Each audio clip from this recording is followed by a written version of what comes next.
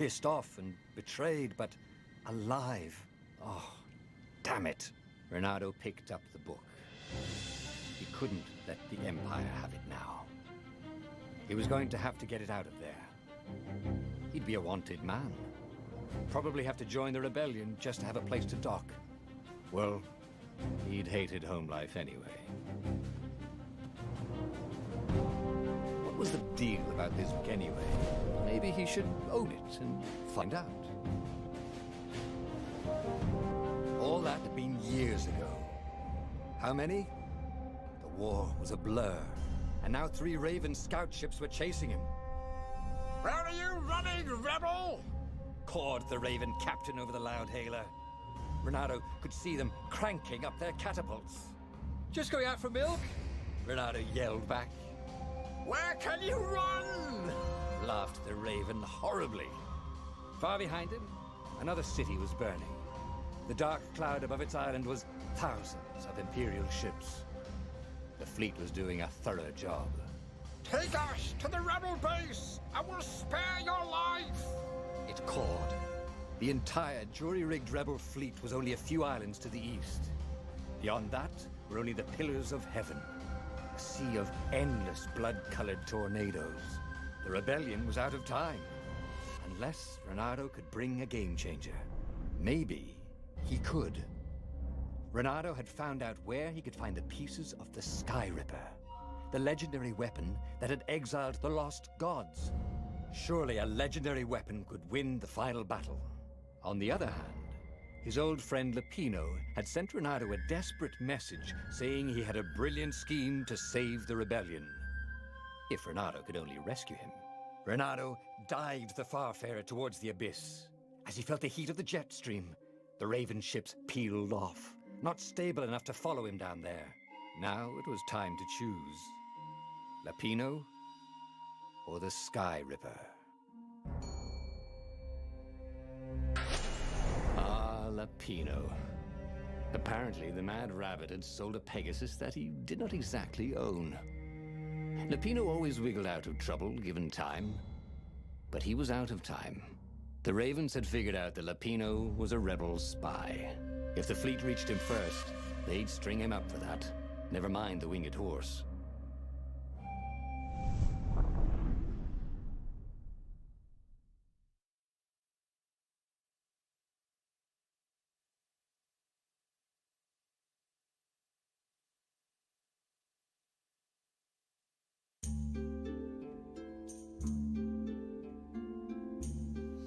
Lapino had apparently managed to confuse the judge by arguing that he hadn't actually stolen a winged horse. He'd sold it. But wait, where was the prison? The village was empty. Had everybody fled the Ravens?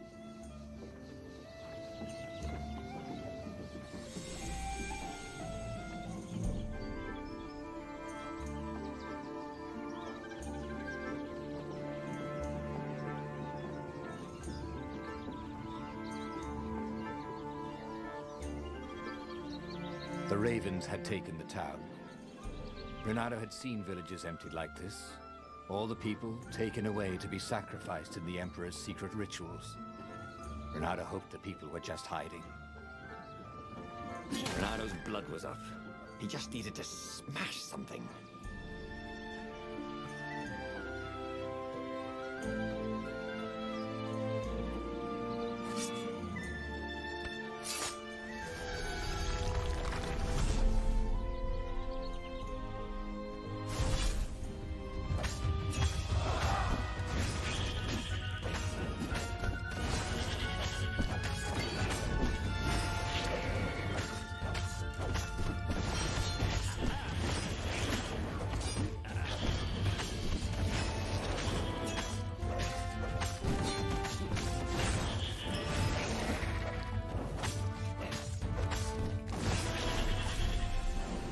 Ravens were landing everywhere.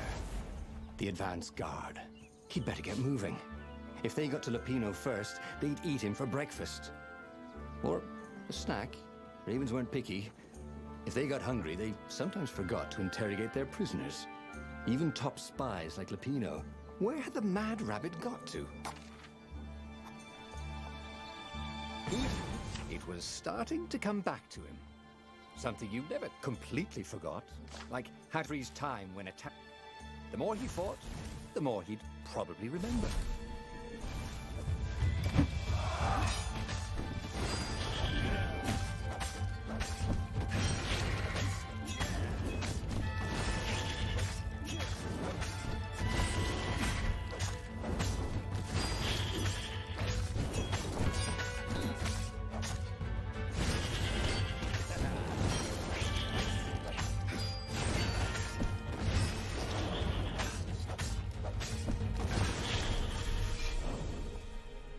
It was all coming back to him. He wondered what he'd remember next.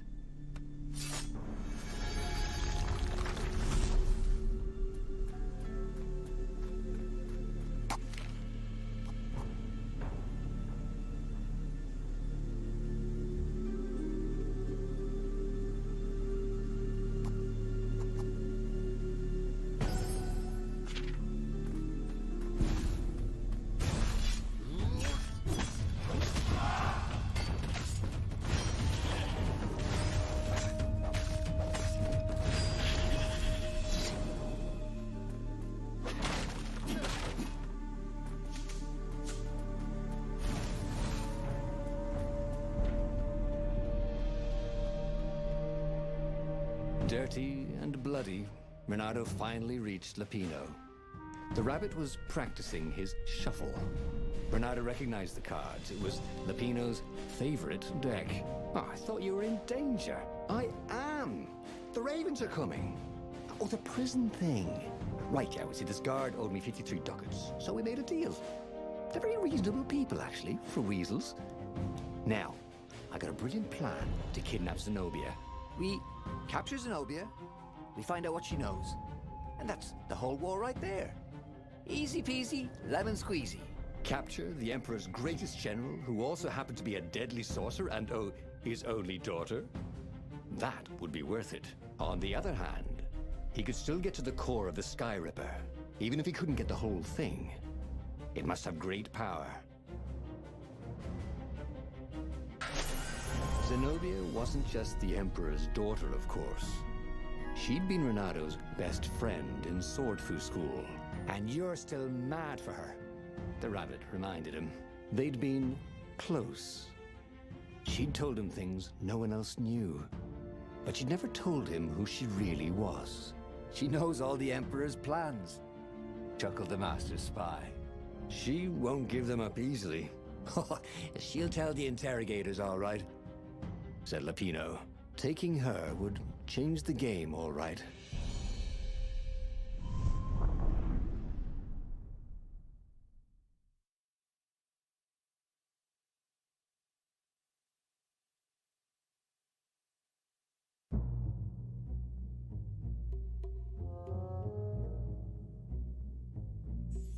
The city was already under Zenobia's control. I had to admire her efficiency. Renato shivered at the thought of Zenobia at the sea of the interrogators. Could he really turn her over to them? But this was war. It wasn't meant to be pretty.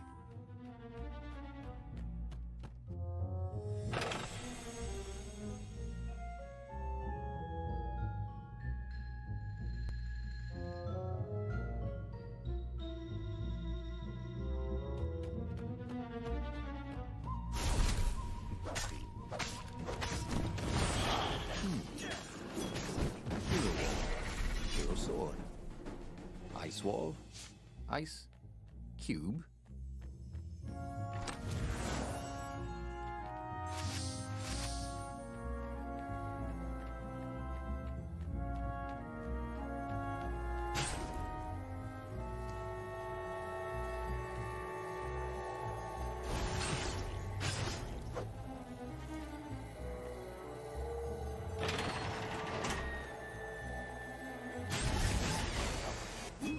These things really slice like ham.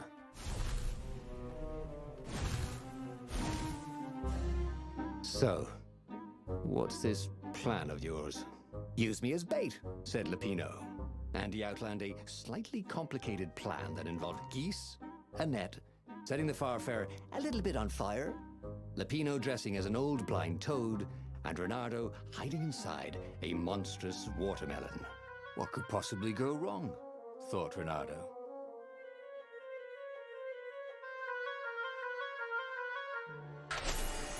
Oh, this is gonna be fun, said Lapino as he ran to go set up his marvelous plan.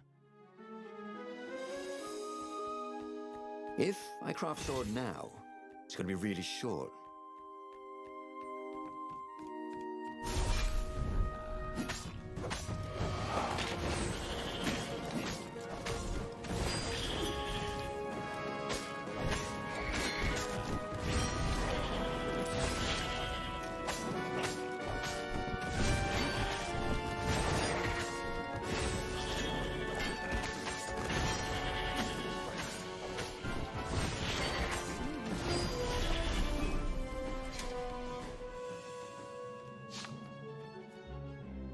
Reynardo felt dubious about the whole plan.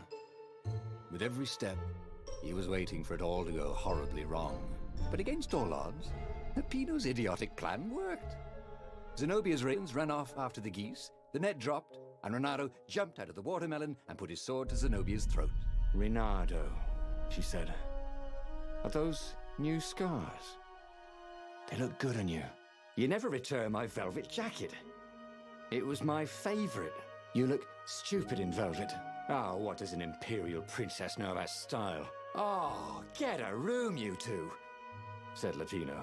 But the fleet was coming on fast, so they put Zenobia on the Farfarer and took her east over the Nexus. She'd vanished from Swordfu School, from his life, without even saying goodbye, without ever telling him she was the Emperor's adopted daughter. Ah, Lapino was right, Reynardo thought reluctantly. She knows things. She recognized his look. "You're taking me to the interrogators, aren't you?" she said, wide-eyed. And then she jumped, with horror. Reynardo saw Zenobia plummeting. Then he saw the Nexus below them. Cats always land on their feet. "Ah, she'll head for the Imperial outpost," yelled Lapino. "You have to catch her."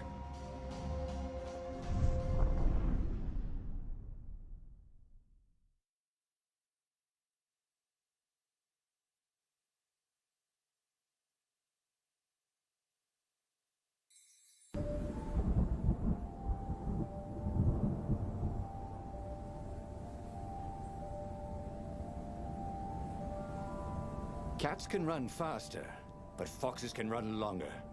If he could head off before she reached her minions at the outpost. Well, he did love a good chase.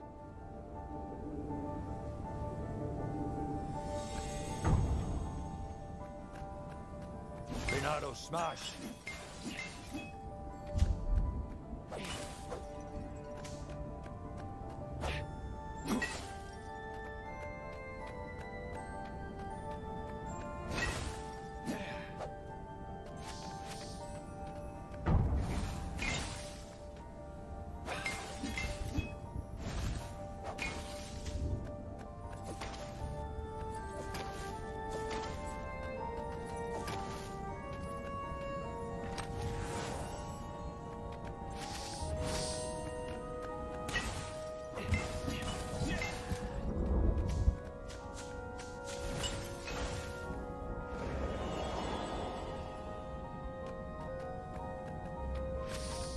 Reynardo wondered what he could make with all this ore and essence.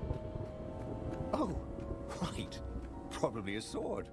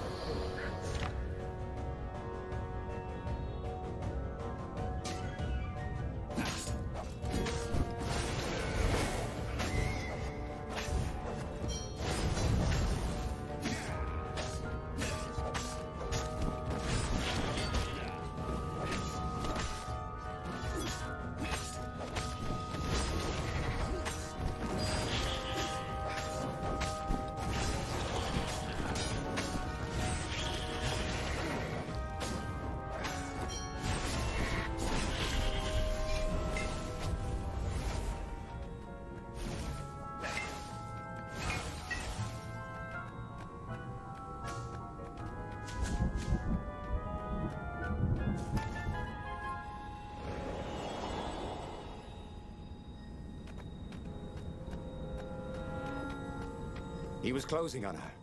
He could smell her fear. He tried not to think about the interrogators at the secret base. What they'd do to her. Maybe it didn't have to end that way. Maybe he could talk to her. But, after all, there were worse things the Imperials had done to friends of his.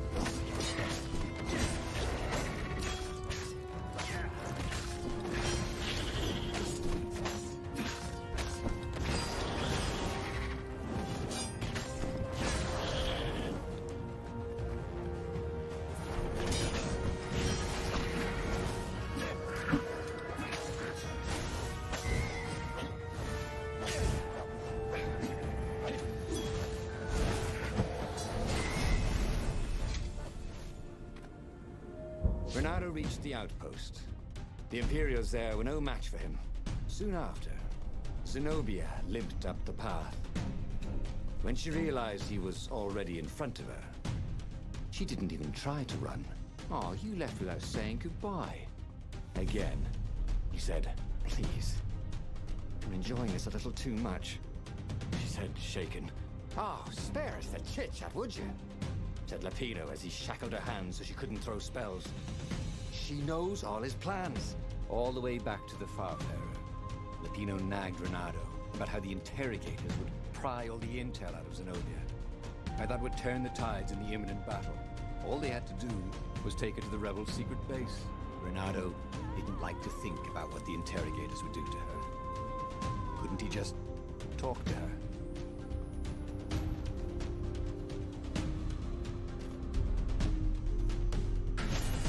As they pulled away from the Nexus, Renato could see the fear in Zenobia's eyes. I can't take her to those creatures at the base, he whispered to Lapino. Ah, you've gone soft. Soft in the head. We captured her for what she knows. I'll take her to the mountains. Tell all the horrible things the Emperor's done. Yeah, believe me, she'll turn. And he turned the wheel. The hell you will, shouted Lapino, and he grabbed the wheel back from him. The two of them wrestled for control of the ship. It shot off like a mad sparrow. Suddenly, Renato was falling.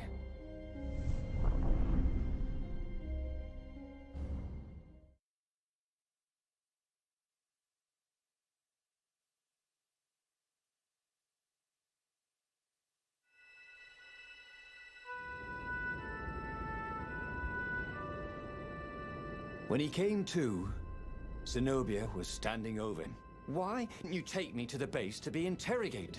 She demanded.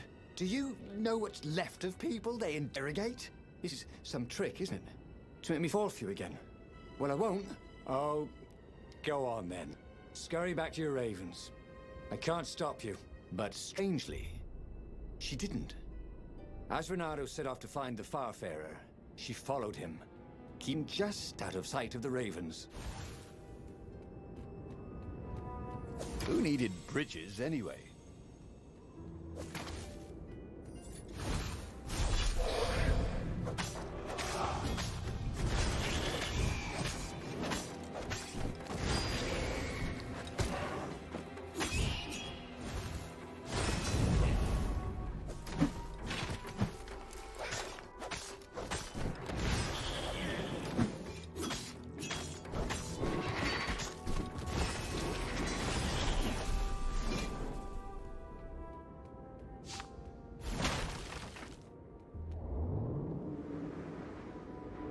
These platforms were great.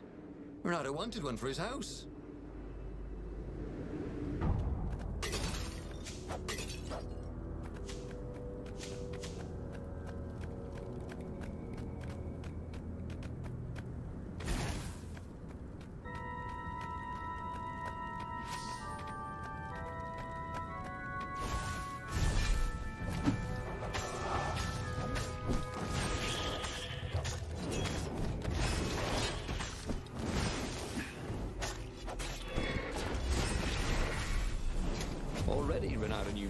ever had. But about what?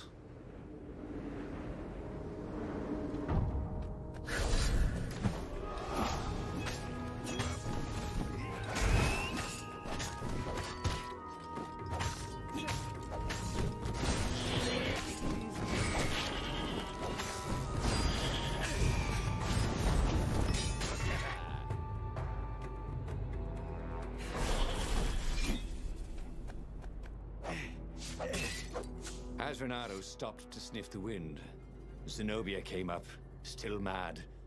Did you really think you'd just talk me into betraying my father? Oh yeah, sure, that was exactly my plan. Then why aren't you even talking to me? Because I've never talked you into anything in my life.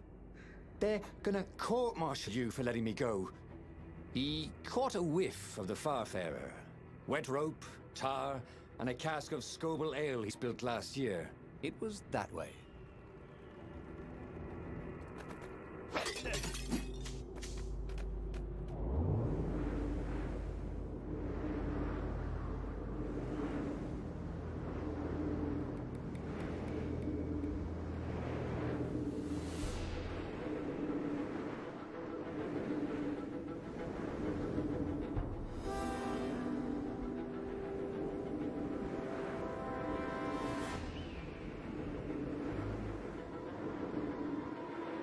Renato's paws were getting numb. Calaveras really didn't want company, did he?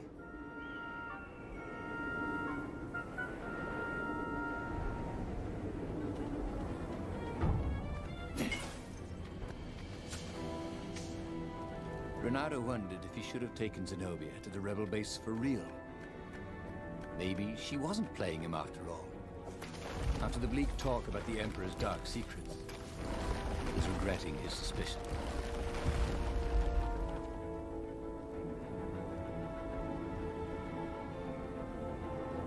Sure enough, the Farfarer had crashed in some rocks.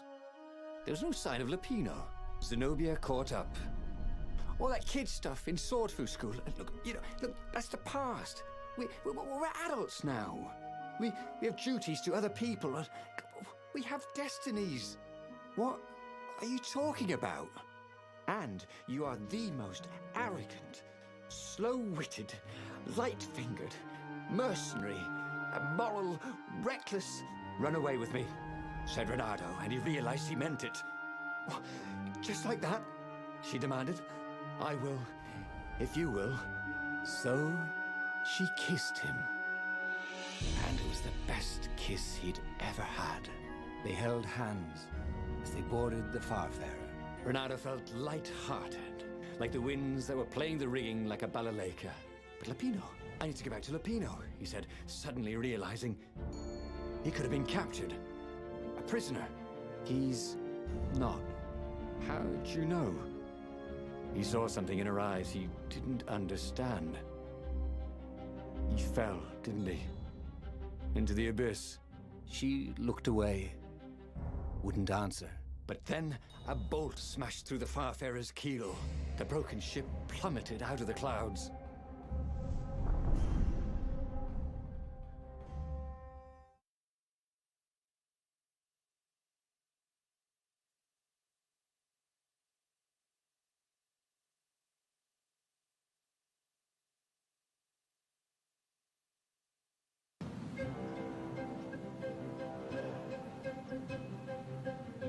Renato picked himself the deck. They were alive. We have to get to my private ship, she said. Do you trust me? I guess I must, he said. You go on ahead. Clear the path, she said. I can't kill my own soldiers. He wanted to say that he didn't trust her, but he had no idea what he was getting into. He had no choice, did he? He was following his heart. That's what it means to be a hero. You had to follow your heart.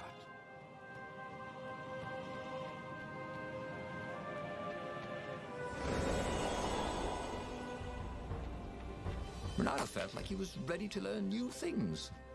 Thank goodness he didn't have to go to school for that.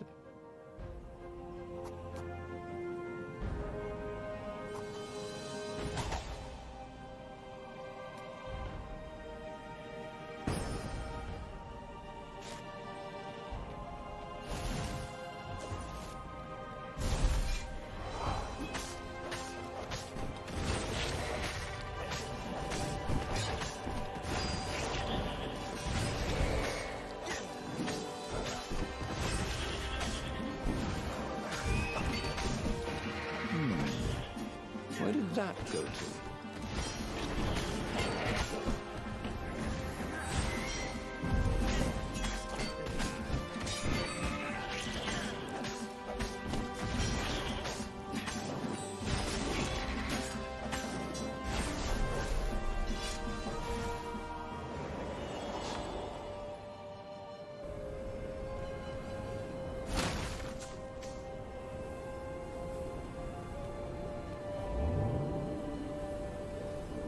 Was an engraving. Maximum capacity, 130 people.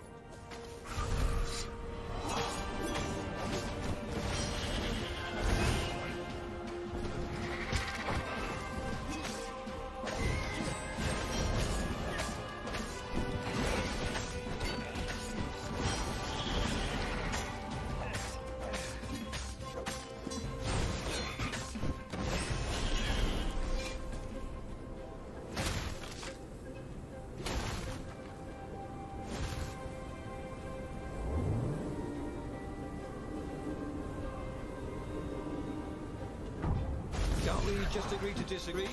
Said Renato. No?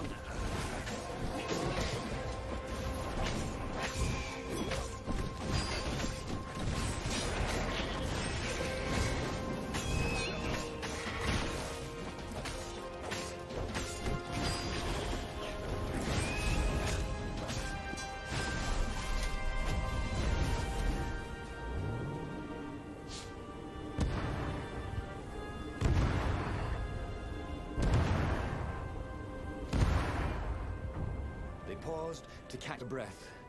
It was strange to be so close to her. What are you thinking? He asked. I'm trying very hard not to think. Me too, he said. Up ahead, he could see the thin silver of Zenobia's personal ship. It looked fast. They would leave all this behind.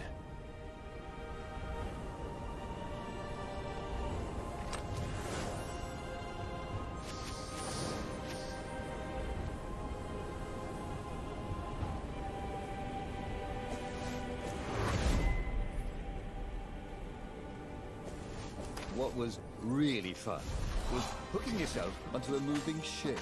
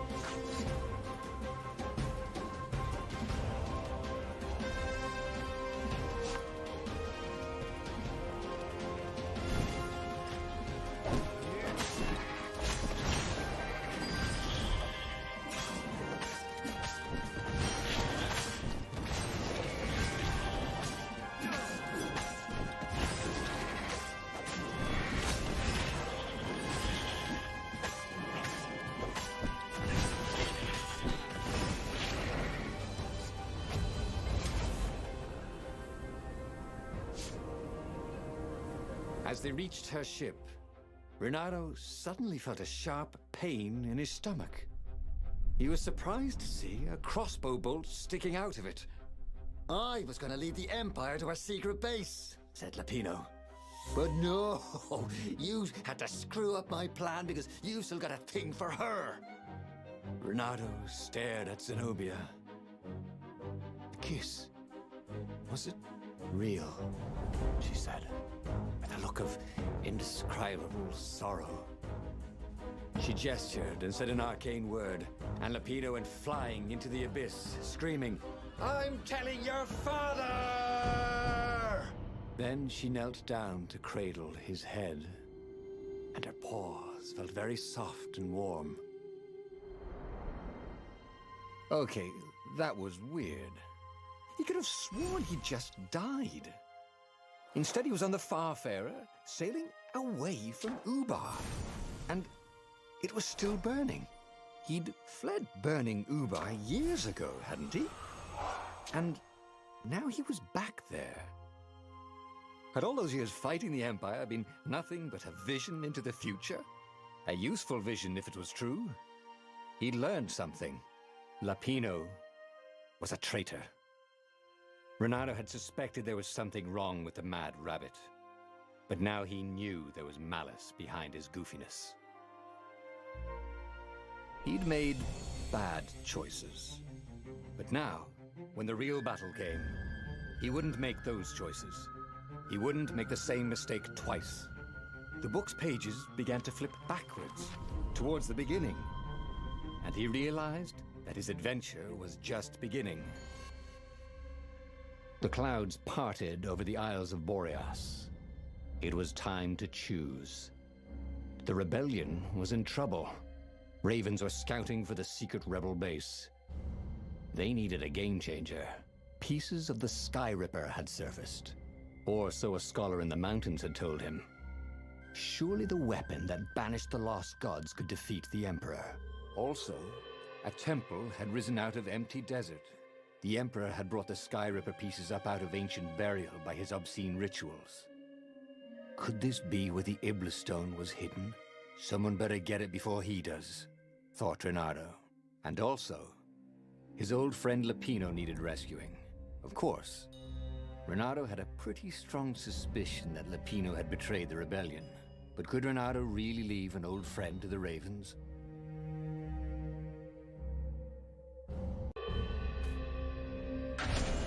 Every child knew about the Sky Ripper. The Transcendent Emperor had buried its pieces. What could have brought them to light? This Emperor, Isengrim III, had once been kind, but he'd gone mad. And now he was conducting secret, obscene rituals to bring back the lost gods. Had he, somehow, summoned the long-lost components of the legendary weapon out of the deep places of the earth? It was more than Renato could fathom. But if he could find a legendary weapon, he would use it.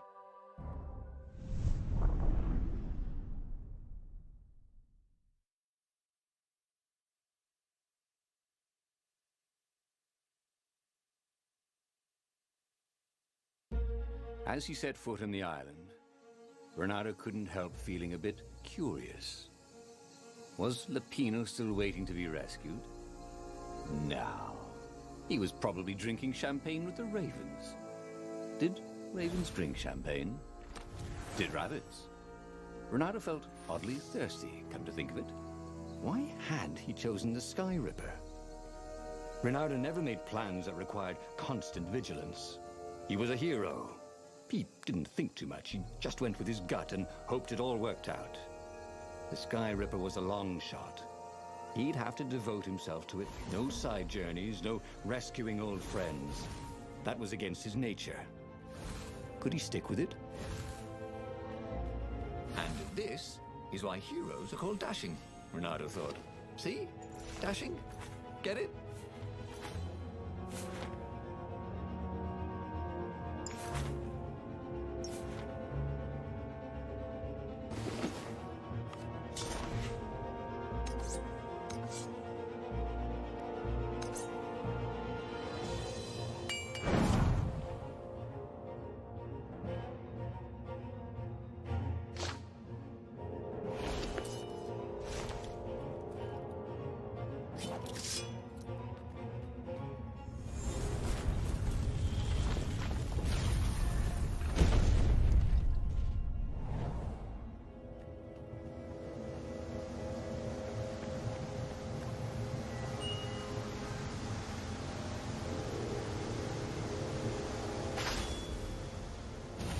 Hey, why don't you guys fight in groups? Oh, I know. Because there's no I in team.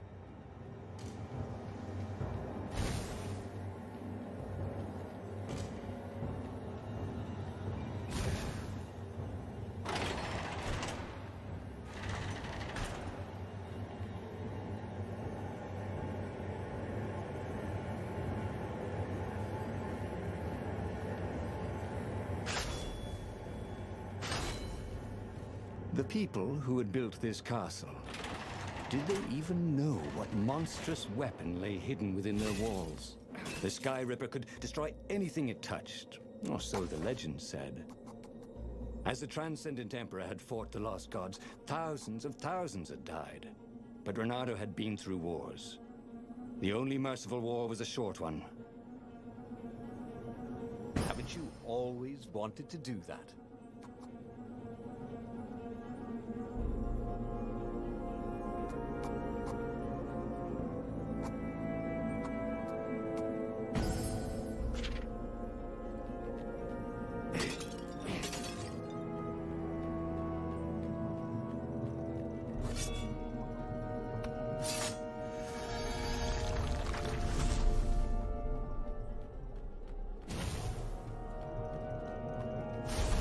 What does the fox say? Asked one raven. Another one called back. Oh, I'm dying! And they both laughed hysterically.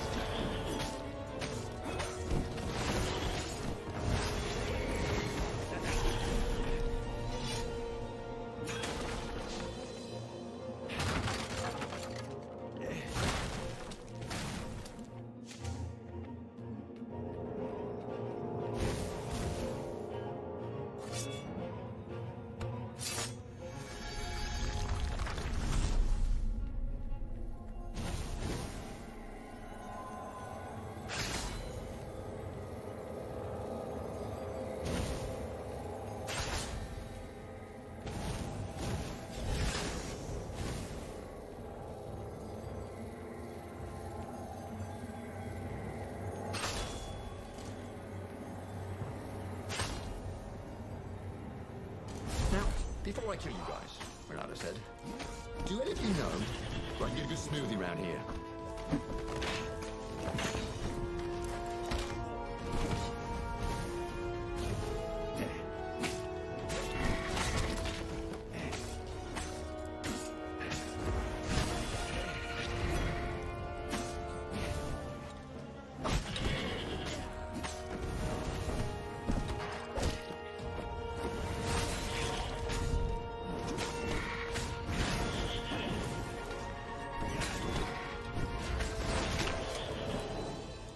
Did not feel well. In fact, he felt dead.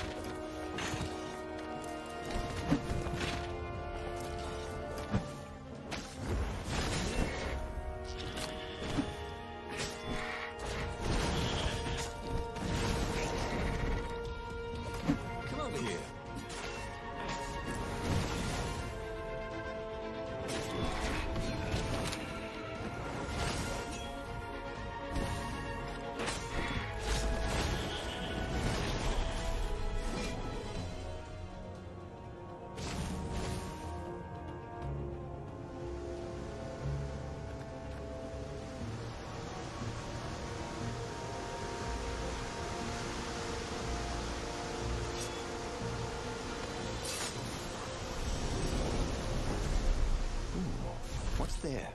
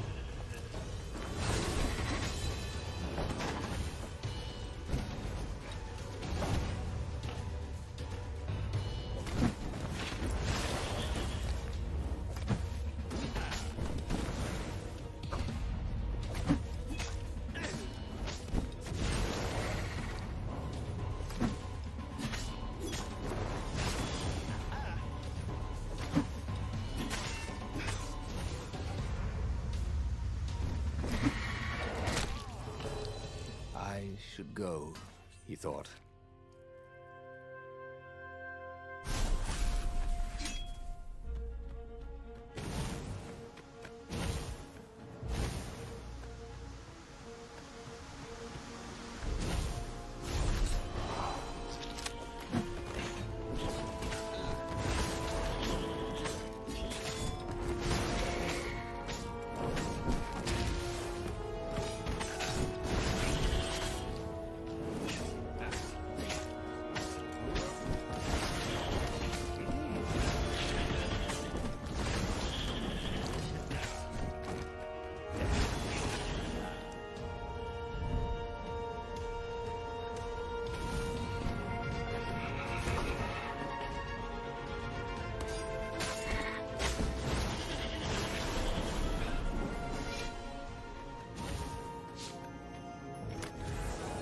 This chest was filled with old concert t-shirts.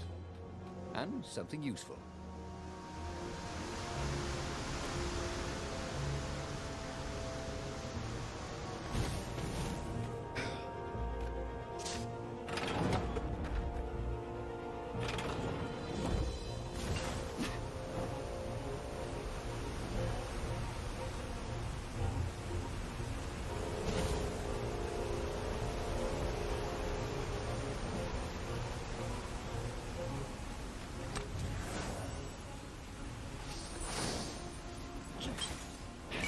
It was definitely easier to fight inanimate objects.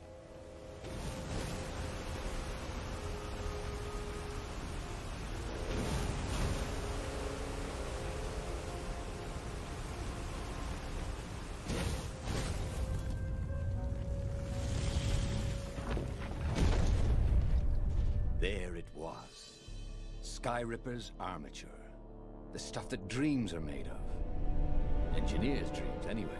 The device was intricate. No one alive had the skill to make a thing like it. How was it part of a weapon at all? He'd have to ask a scientist. But first, he'd get the second piece. Sky Ripper had a heart.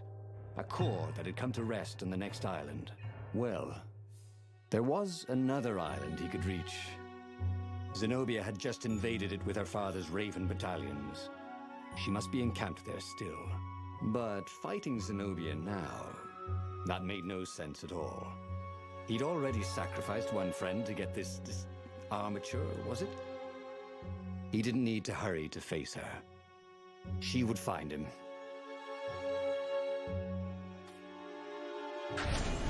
It was a no-brainer. He'd sacrificed his old friend Lapino to get the armature. And the armature was useless by itself, only a series of coils and wheels. War demanded sacrifices, and he would make more before the end. He would have to choose the greatest good, no matter how much it cost him. Zenobia. Well, he would see her sooner or later, across a battlefield or a sword's point before all this was over. He was sure of that. The power was in the core. Obviously, he had to get the core.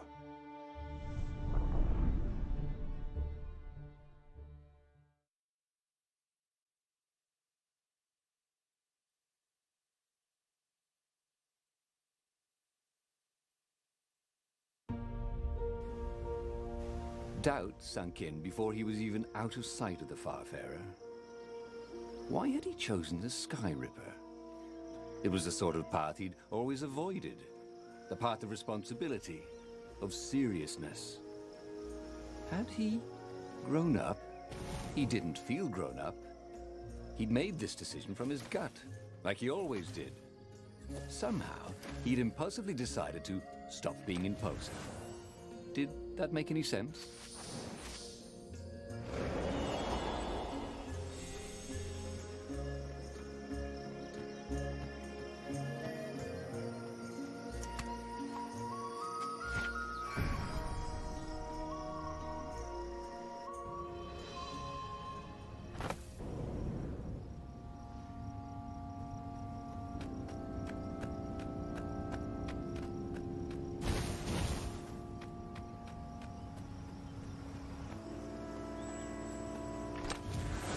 Chest made music when you opened it. Too bad it was Muzak. There was something sour in the air. Like the earth had ruptured or something that had been fermenting for a very long time.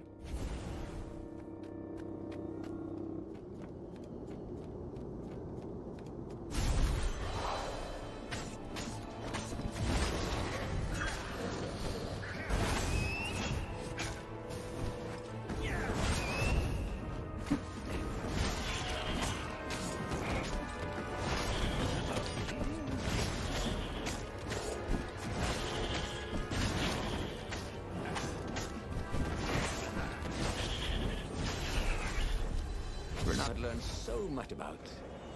There were fewer and fewer trees. There were only these huge crystalline growths. Had those been here before? He no longer heard birds except for the feverish cawing of the ravens when they attacked. He couldn't smell the small animals of the forest, the mice and rabbits. Where had they gone? And he was getting hungry too.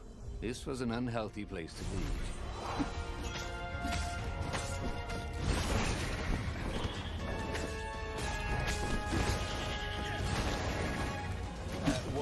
Personal space?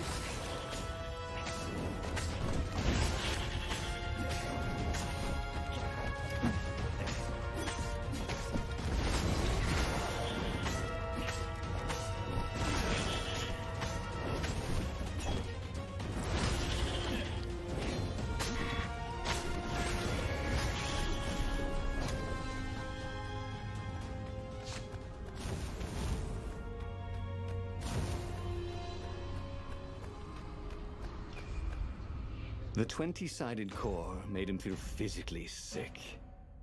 Once he had sneaked into a temple of the dark arts, and he hadn't liked what he smelt and saw there. This felt like that.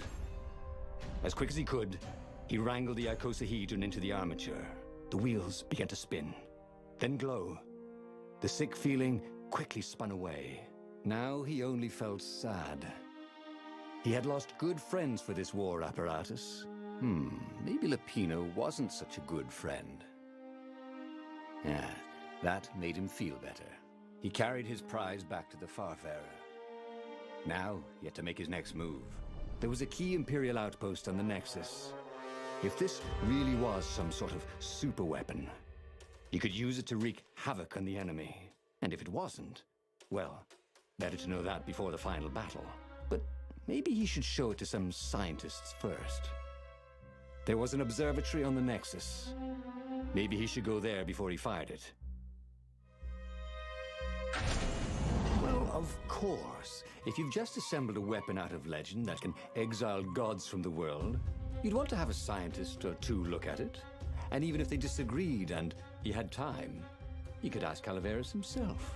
Yes, the observatory would be his objective.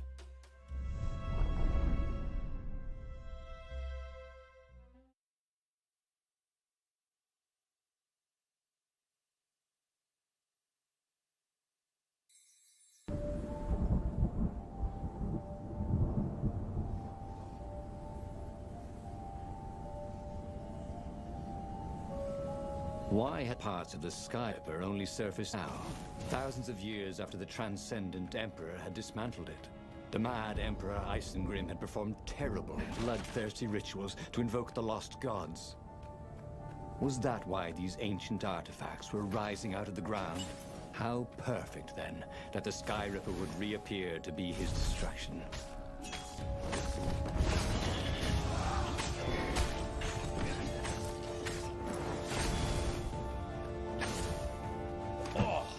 Someone needs a bath.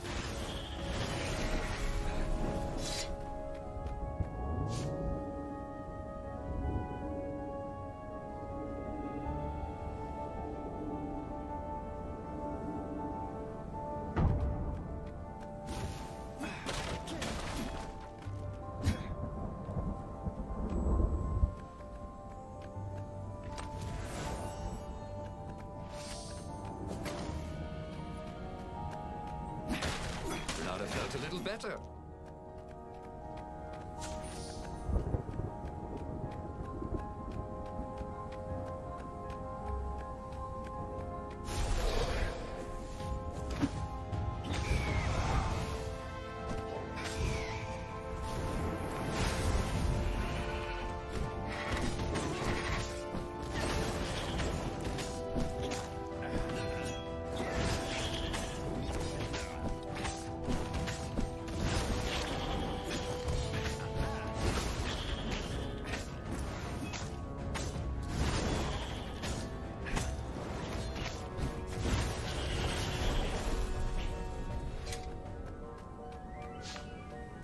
legendary weapon was exactly what the rebellion needed. They were outnumbered. The once kind emperor had become a tyrant. But his ravens stayed loyal, for he fed them his victims, and the other animals were too frightened to rebel. Renato shuddered at what the emperor was trying to do. To bring back the lost gods, the Black Harvest, the Black Sun? No. He would stop that food, no matter what the risk.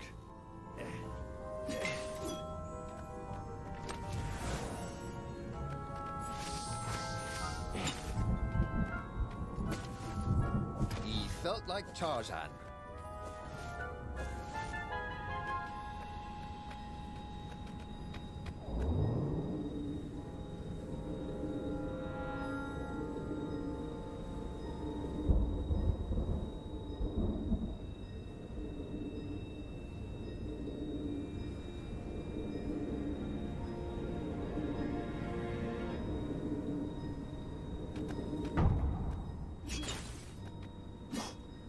Renato hoped his mother wasn't watching. The Nexus Observatory had the Empire's most renowned scientists, working by themselves without interference. At least, so far.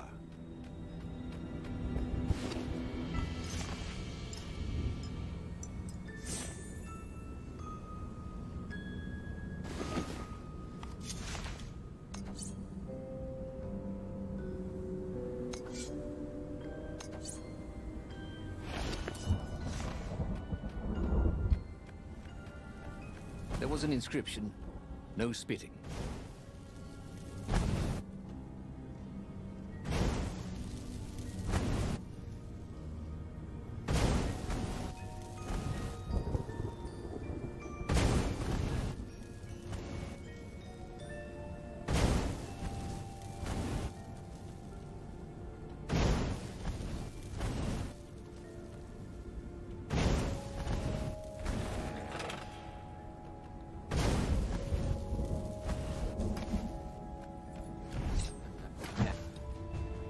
Some people are just liable to explode if you upset them.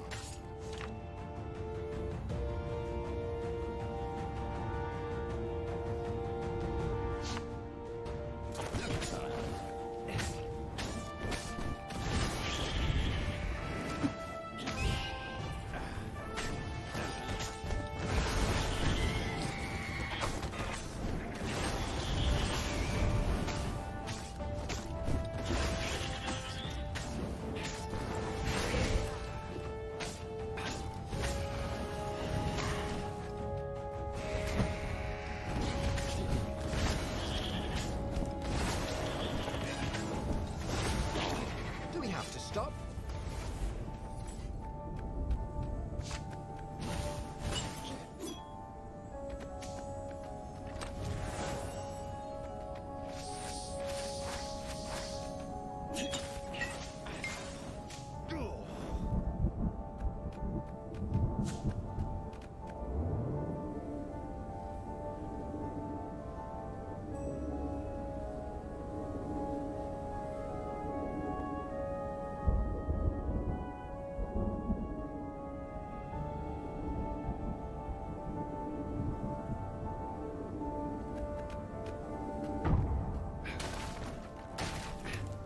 Renato could feel his wounds closing. It was weird. Renato was thrilled. The scientists seemed to think he'd put the Sky Ripper together right. But one toad was worried. Yeah, Sky Ripper could tear a hole in existence itself. There are invisible strings that tie the universe together. If Sky Ripper cut one, the hole would widen and widen till our whole existence fell into it. Another toad sighed. Irving still believes in string theory. At least go see Calaveras. Yeah, said the worried toad. He knows more than anyone else has forgotten about the Transcendent Emperor. If anyone could tell him how to use this weapon safely, it would be Calaveras. It was he who had told Renato how to find it in the first place. But maybe he had to give up on using it as a weapon. Maybe he had to go to the secret rebel base and ask the generals there what he could do with a weapon that he dared not use. Well, he should have known he'd have to consult Calaveras again. The scientists at the observatory were smart enough. But what did they know of the Transcendent Emperor? He hoped it wouldn't delay him too long. The rebels had scheduled the final battle soon. Every day they delayed risked the exposure of the secret base. And some soldiers were already drifting back to their homes and families. Calaveras would fix the Sky Ripper for him. And then he would win the final battle.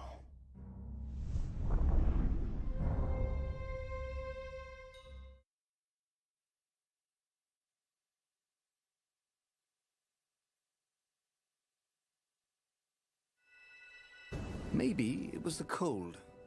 But after a few steps, Renado's optimism started to slump. What if Calaveras couldn't help? Did Renado use the Sky Ripper? Oh, he hated that he had chosen this path. It was so much simpler to rescue friends and attack enemies. Even if some of those friends were more trouble than his enemies, some of those enemies had been friends before and might be lovers after. No, okay, it wasn't all that much simpler, no. Physics made his brain hurt. That, at least he was sure of.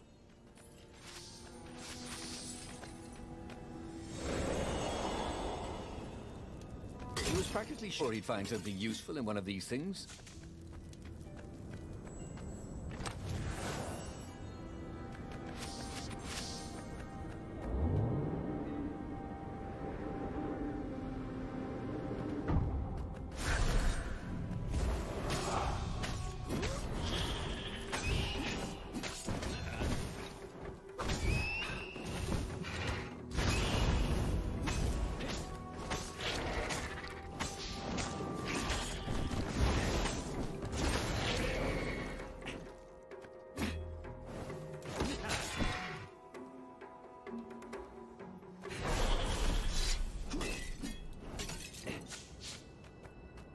Tried to focus on the now. The ravens who seemed everywhere all the time. Where did they hatch from? Were there giant raven hatcheries somewhere, or did they have families? Ooh, he didn't want to think about raven mummies raising their darling raven chicks. Yeah, Calaveras would help. He would make Renado feel better about using the Sky Ripper. And then Renado wouldn't have to worry about ravens ever again.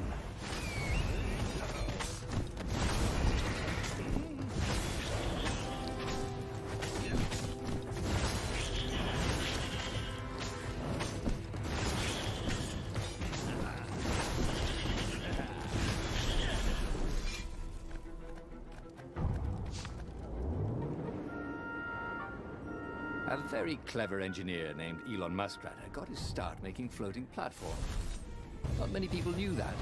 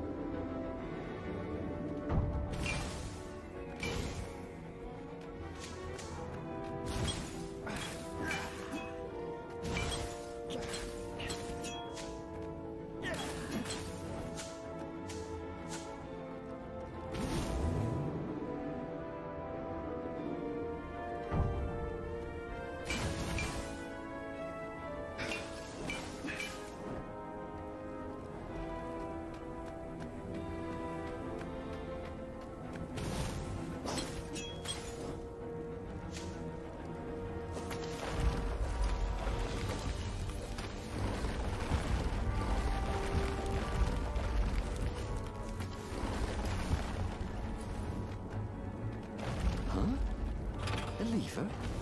That was new. Most people still use doorknobs.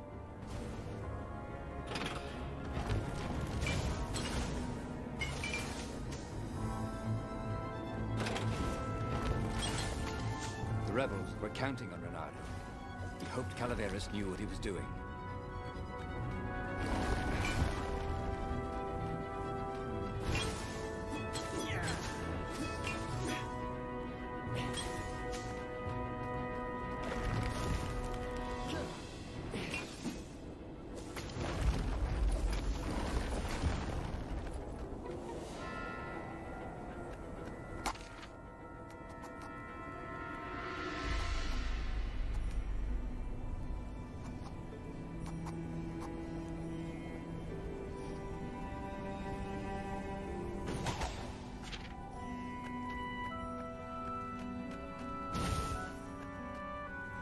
Calaveras had never let him down.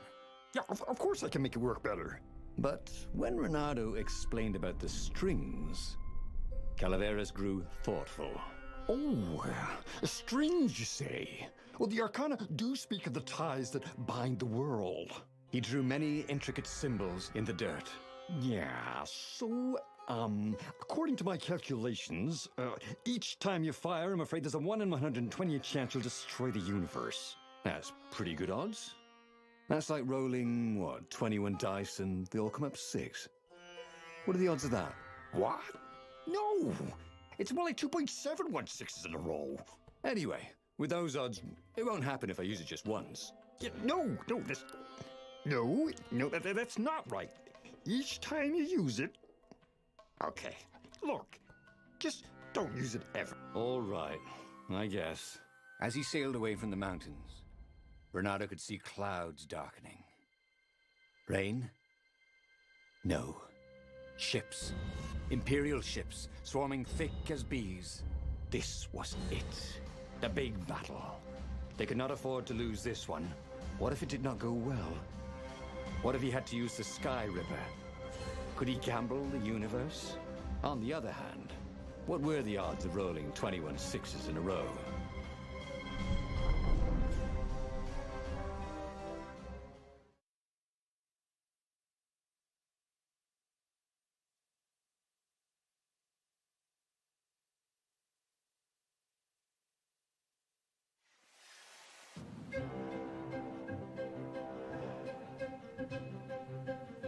The battle was not going spectacularly well. What had the rebels been thinking? They'd been thinking he would bring the Sky Ripper, or the Iblis Stone, or that he'd sideline Zenobia somehow, or turn her. Couldn't he use the Sky Ripper just once? After all, if chances were 1 in 128, that meant he'd for sure be okay the first time. They'd get worse each time he used it, but the first time would be okay, right? He wasn't sure that it was right. So he didn't fire the Sky Ripper. He just brought it on in case.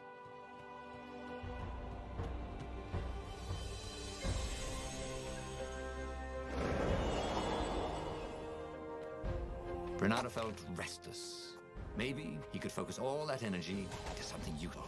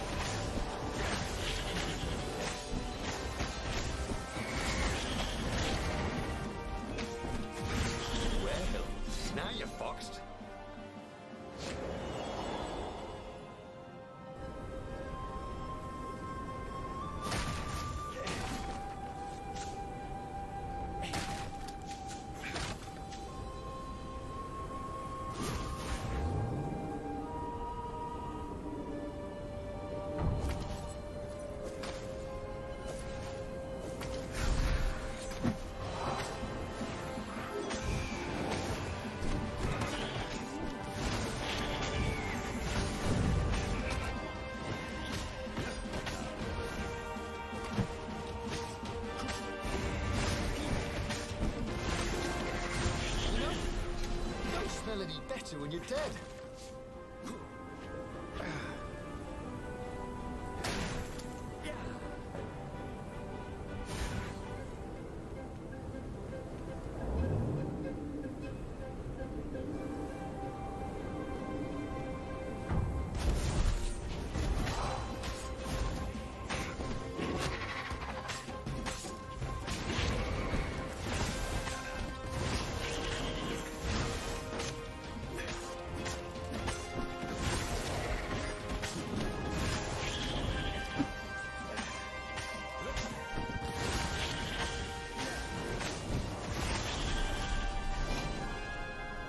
someone had told him the odds didn't change just because you'd had a streak of good luck.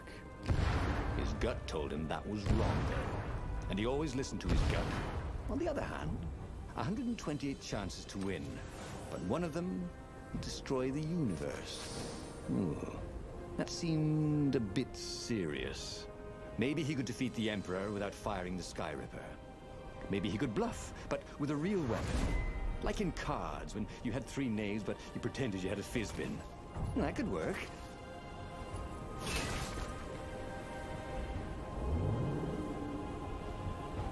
This would be the perfect place for a tic-tac-toe board.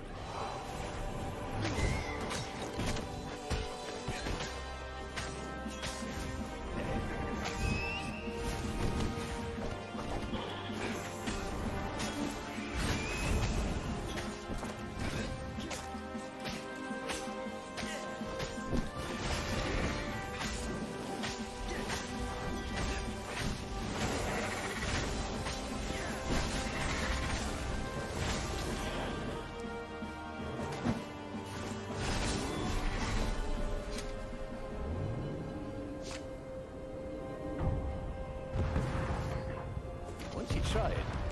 You're hooked.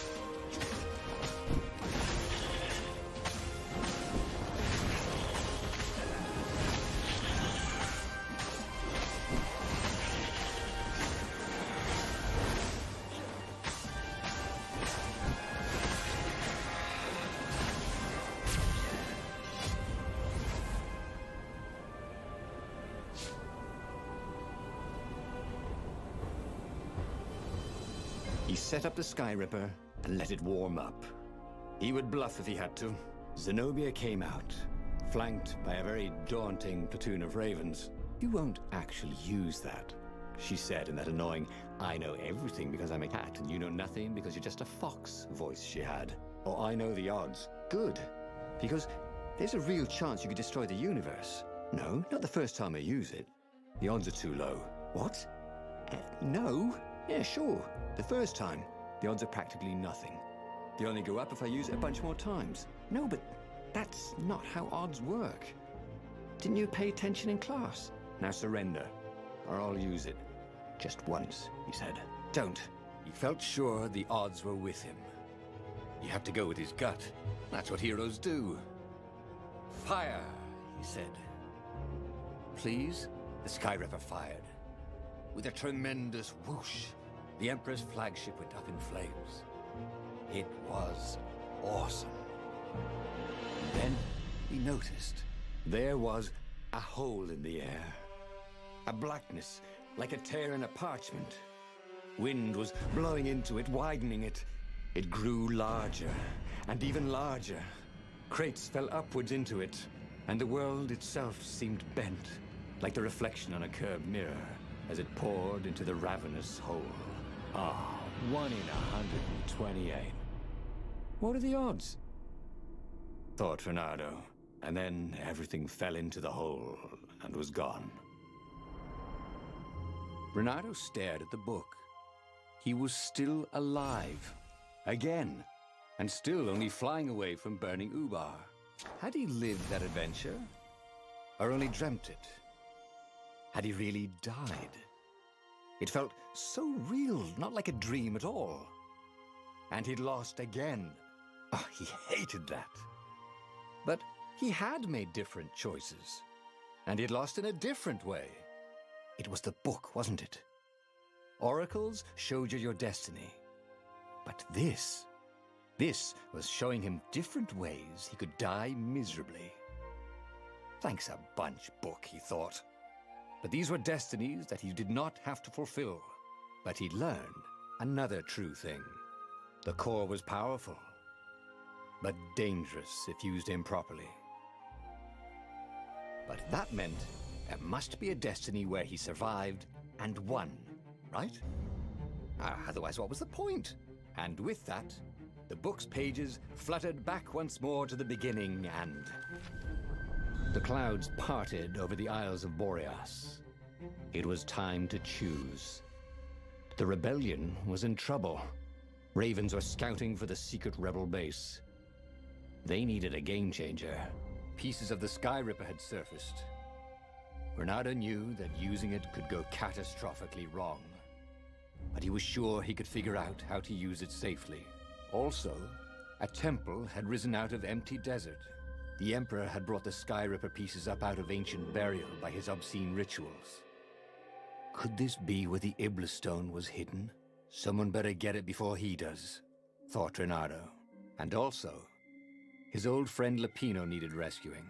Of course, Renato had a pretty strong suspicion that Lapino had betrayed the rebellion. But could Renato really leave an old friend to the Ravens?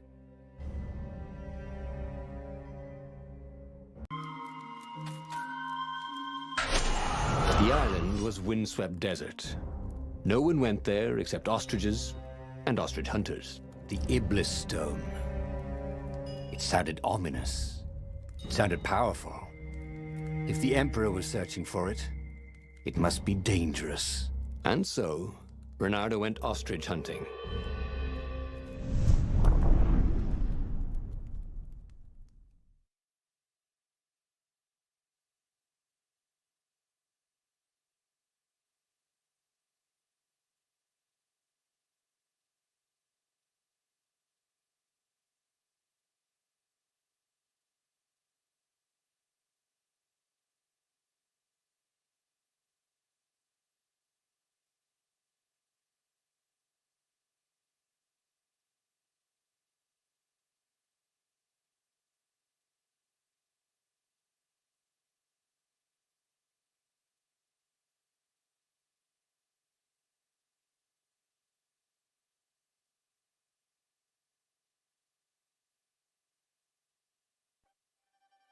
Every child could sing verses about the Sky Ripper, but ancient codices held hints of other things. A stone that ate souls, a ruby that drank blood, a jewel only a righteous man could give away. Were all these things the Iblis Stone? Long hidden in a buried temple? Another ancient item that was only resurfacing now? Drawn up from the deeps by the Emperor's horrific rituals?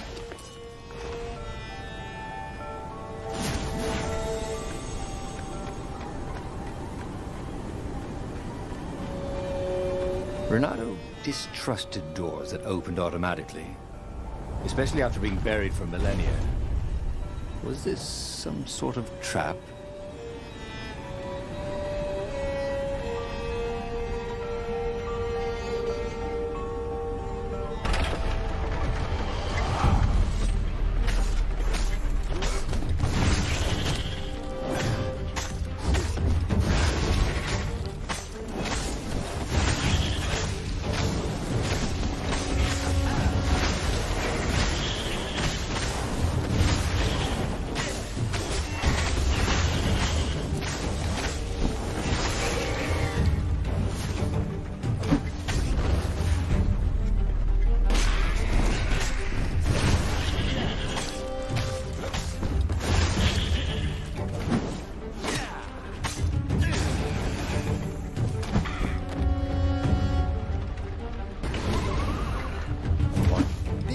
You have.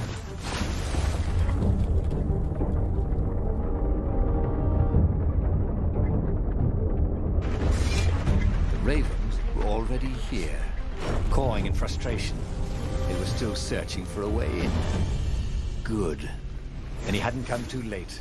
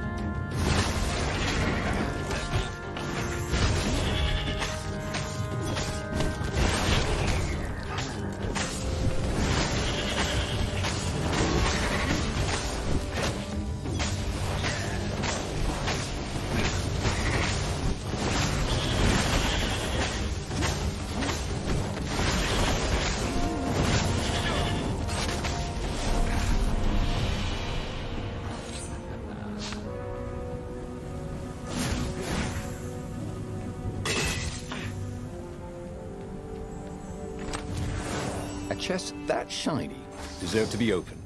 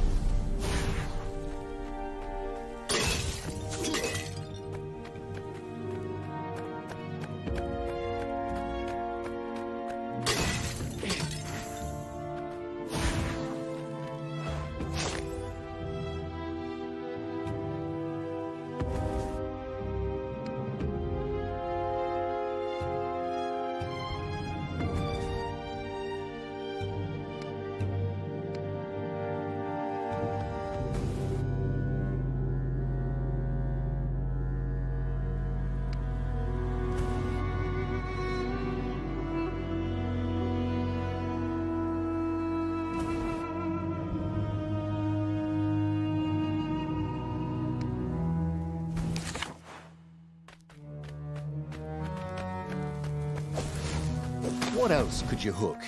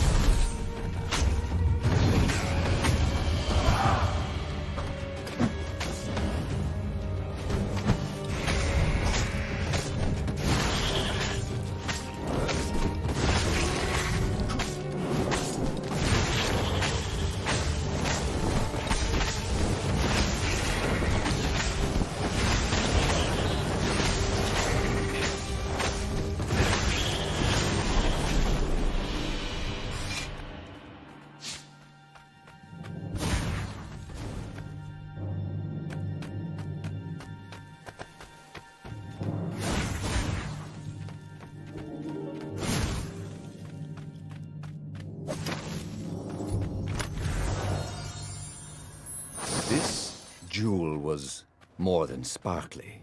It had arcane power and an engraving. To Cindy?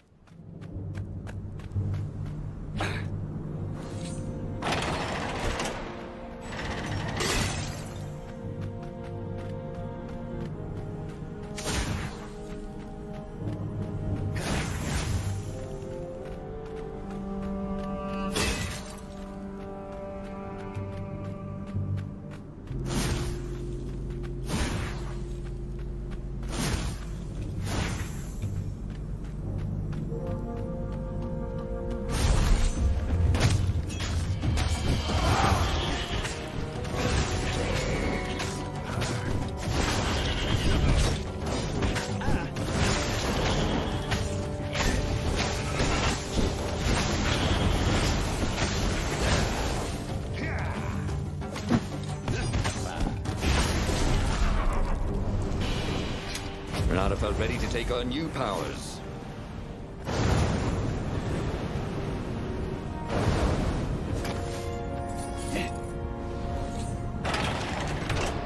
The Ravens at least could not get past this point. Obviously, the temple builders knew how to deal with tomb raiders.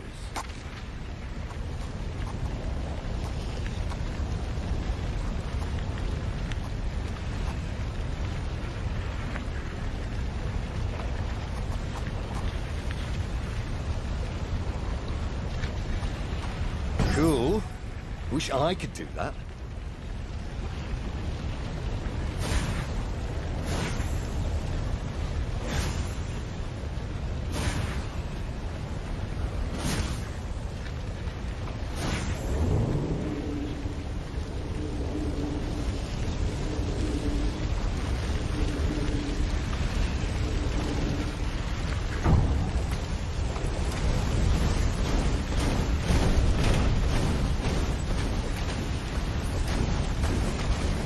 This couldn't be good for global warming.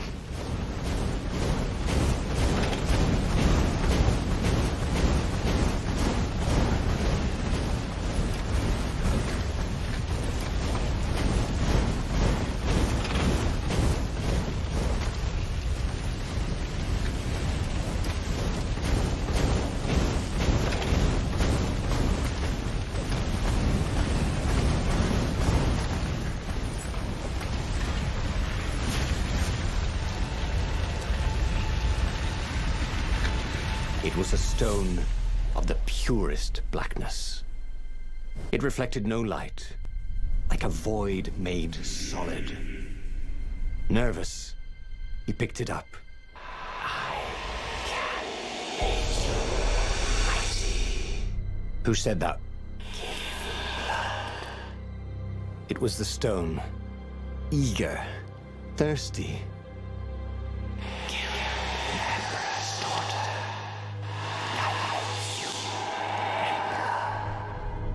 That seemed tempting and terribly wrong. Zenobia was the Emperor's greatest general and a potent witch.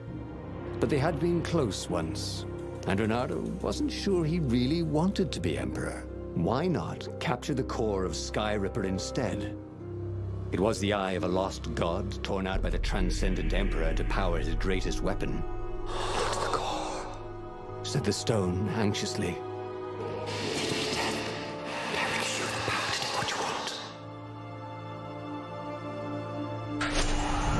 Was he listening to a talking rock? But the rock had a point. If the stone could truly turn him into a powerful warrior, he could defeat the Emperor with the very weapon the wicked old Toad had sought for himself. To be a hero, you had to sacrifice old friends sometimes, especially when they've become enemies.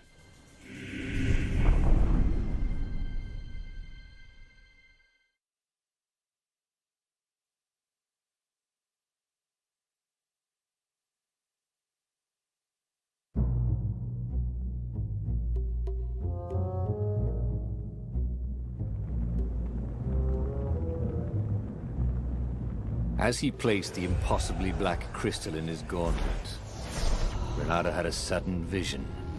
Charred fields covered in dead ravens below a black sun. Was it the time of the lost gods before the Transcendent Emperor? Was it the future? Feed these souls, it whispered. Take the power. He could feel the stone's hunger for souls, its thirst for blood. All right, I get it. This was going to be interesting.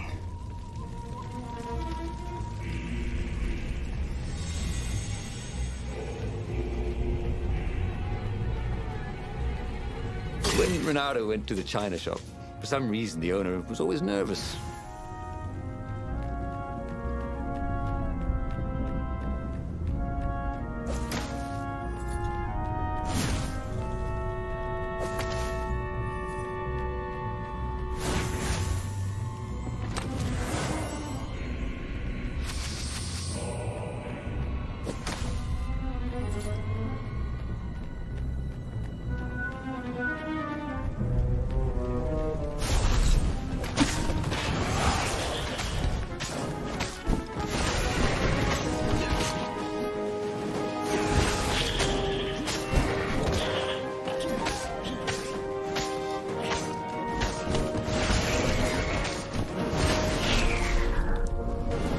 The ravens on Zenobia's island were no match for Reynardo. They screamed as the stones sucked out their souls. And with each death, he felt stronger. Take the power, the stone told him. A crafting bench. Reynardo wondered what he could make with it.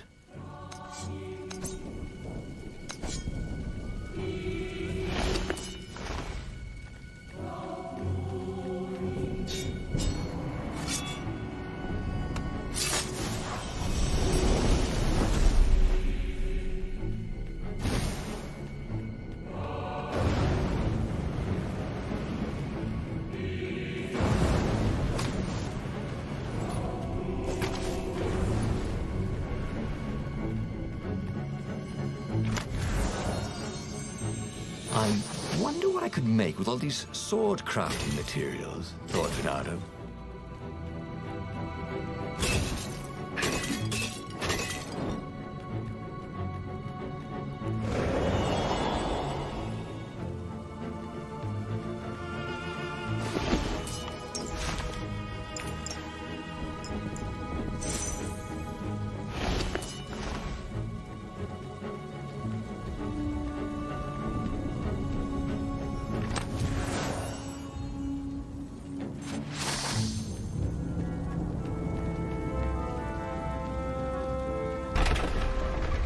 Couldn't do worse with Zenobia than he'd done with the core, could he?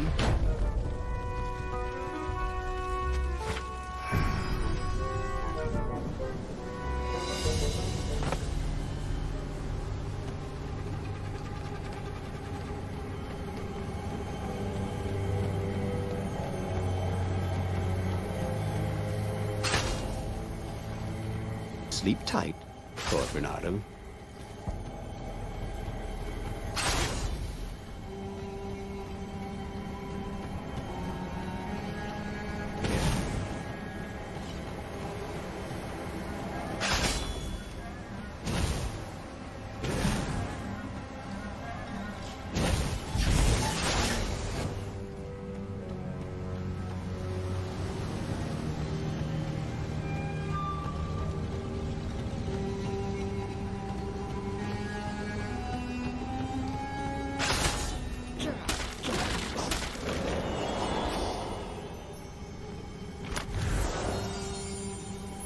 Renato remembered when he'd first stolen one of these. Good times.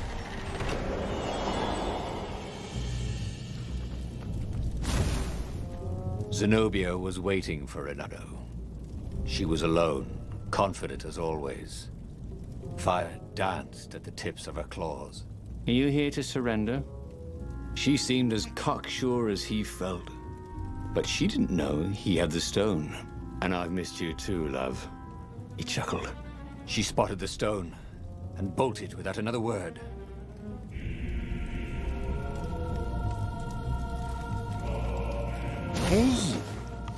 Hey, a workbench. He could try out his new bling.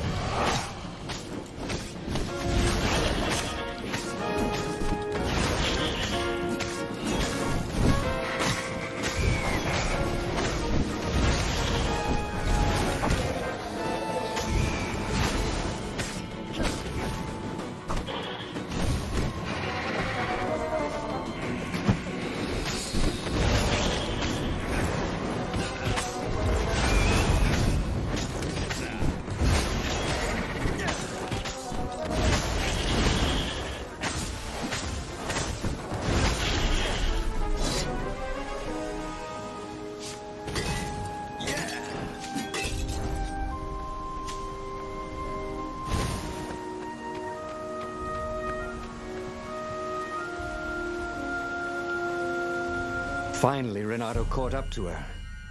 He had never seen her scared before. At school, she'd been the determined, brave one. Now her eyes were wide, frightened. He didn't like seeing her this way. Kill her, Whispered the stone. you cannot win your rebellion without it. Please. No, said Zenobia. Not that way. Oh, they had been so close once. Could he really feed her soul to his demonic gem? But if he spared her, he would not get the full power of the stone. Oh, how could he be the hero he wanted to be? With a flick of his wrist, he slashed Zenobia's throat. Her eyes widened even more. And then the light went out of them. Renato felt amazing. Power was rushing into him like water from a burst dam.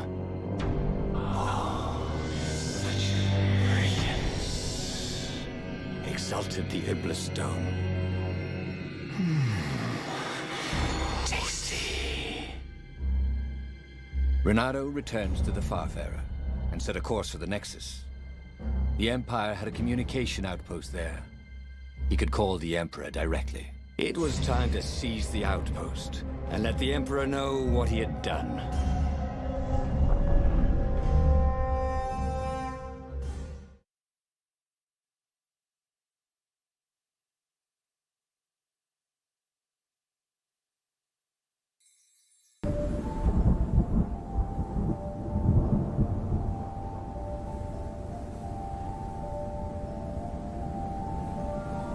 The Nexus was beautiful.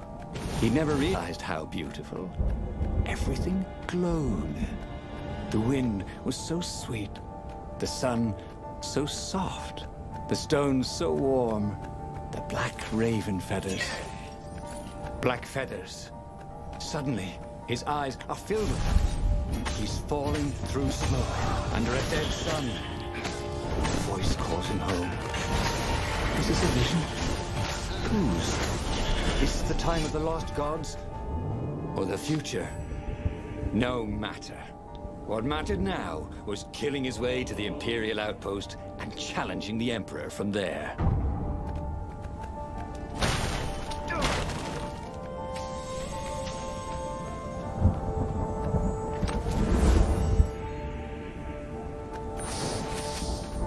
That was always a rush.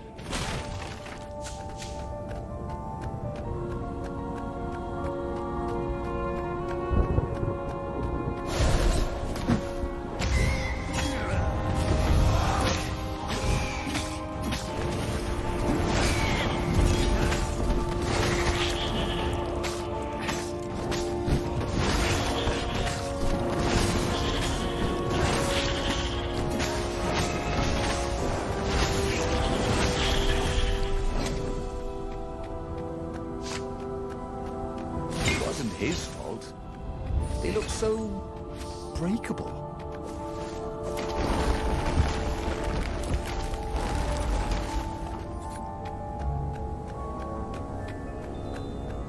Up ahead was Lapino. What was he doing here? Bernardo! Hey, buddy! Hey there, old buddy! Please don't kill me! Why would I kill you? Asked Bernardo, although he had been thinking about it. Well, you've become... look, I mean, no disrespect at all here. Kind of evil? Maybe you should, I don't know, go to the mountains to have a think? See if maybe you're sure the stone is not all that healthy a thing to keep? I suppose you wanted, Bernardo said, and poked Lapino in the chest for emphasis. Oh, had he just killed Lapino? Oh, damn it.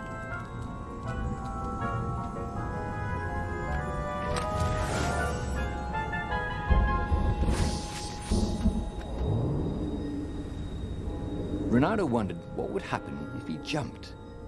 Would he be rescued by an emergency platform?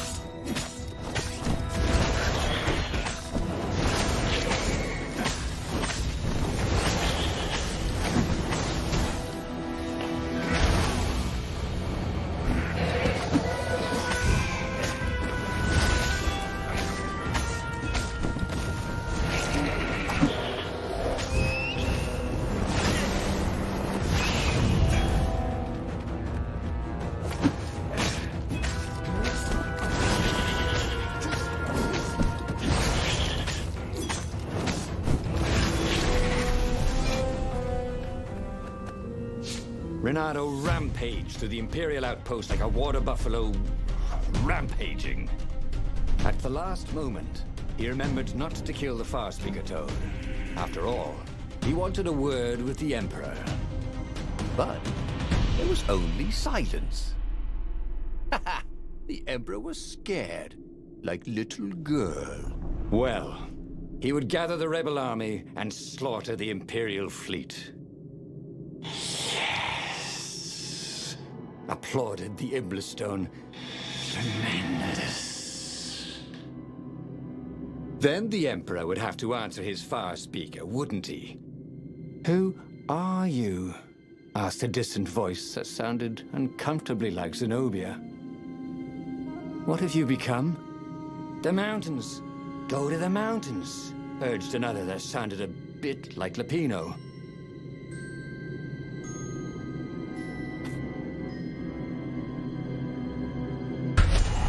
Renato called the rebel count to let them know to gather their forces. Then he killed the far speaker toad. Why? Because to make sure his sword was sharp. Oh no, it's awful. So no one else could use it. Yes, that's it. Then he set off for the ruins and the secret rebel base.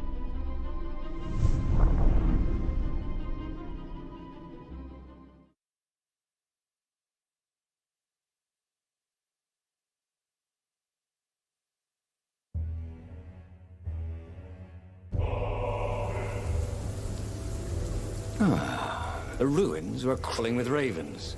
Probably looking for the secret base, Renato thought. But then he realized they're probably looking for me. They must be very scared of me. Well, here I am! You are the honest warrior, whispered the Iblistone.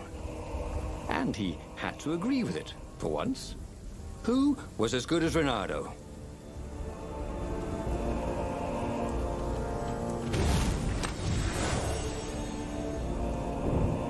Well, no sense collecting more materials. It was time to make something pointy.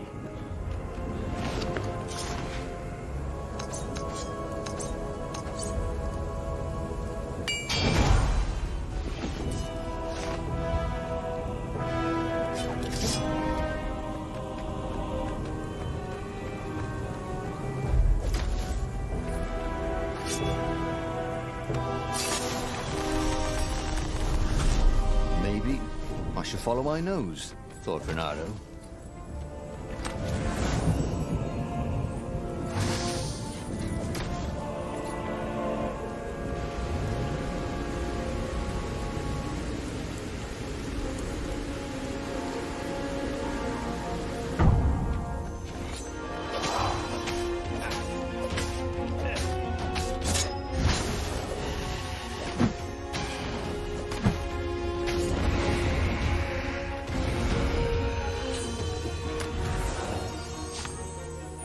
His sword food teacher used to say power gems were cheating. Stupid fart.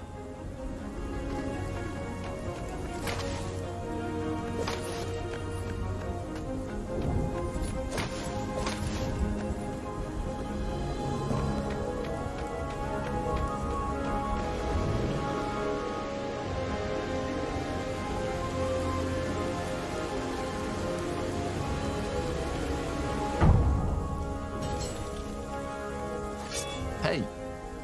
Hey! I'm a firefox, thought Renato.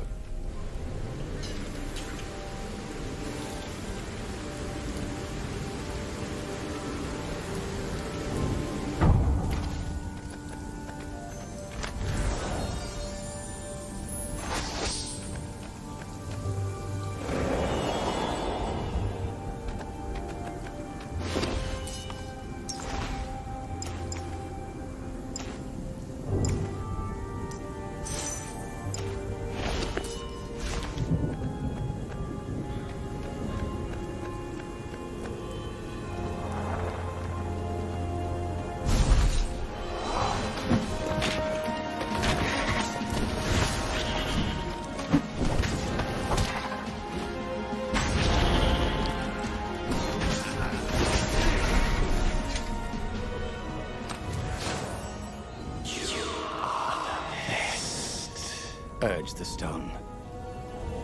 Let me make you Emperor. Come to think of it, Renato thought as he put down another raven, why shouldn't I be Emperor? How did anybody get to be Emperor anyway? By making war.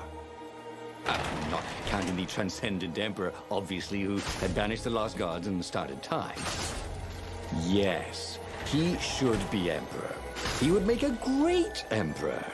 Right, Stone?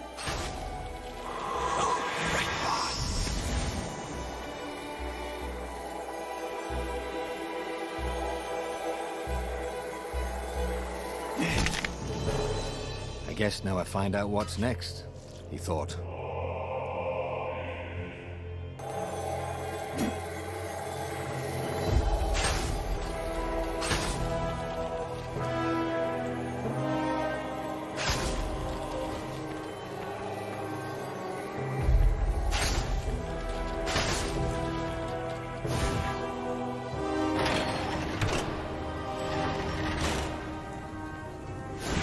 Long stairs. So he was close to the rebel base. Nothing was on fire. So far, so good.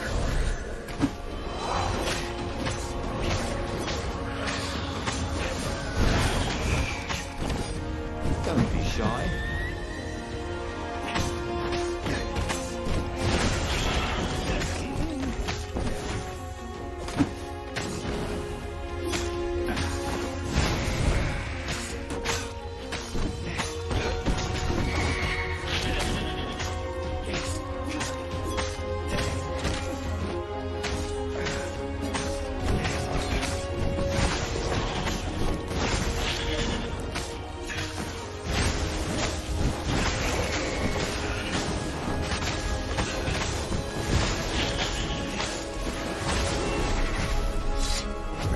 Ready to become faster, stronger, bolder. If only he could figure out which.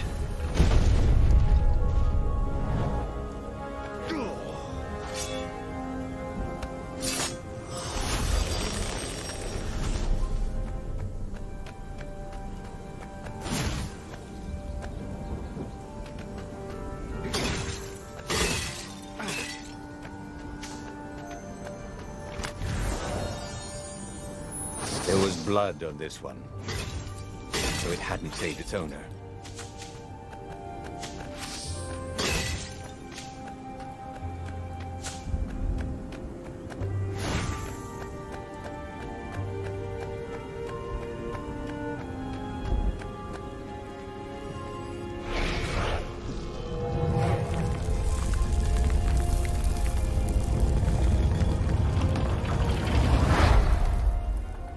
Renato strode into the council.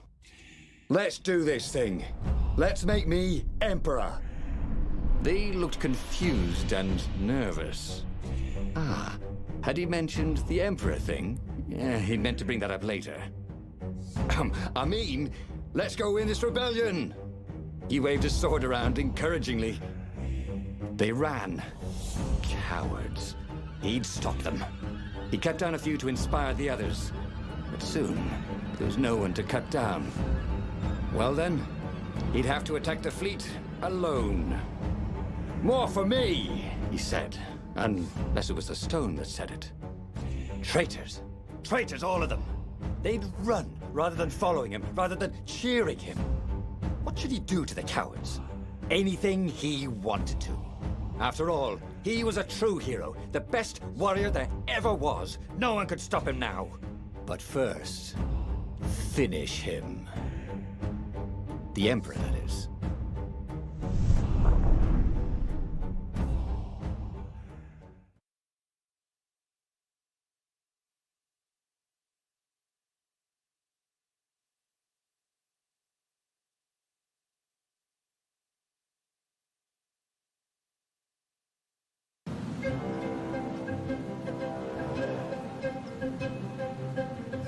Where was the rebel fleet? They weren't even trying an assault. They were going to miss a day in history. The downfall of this dynasty, and a new one to take its place. He didn't have to kill all the ravens. Slave them, and enslave the toads too. All the animals would worship him as a god, for he had once been a god. They would willingly give him their blood and their souls. And the world would change, would become familiar again.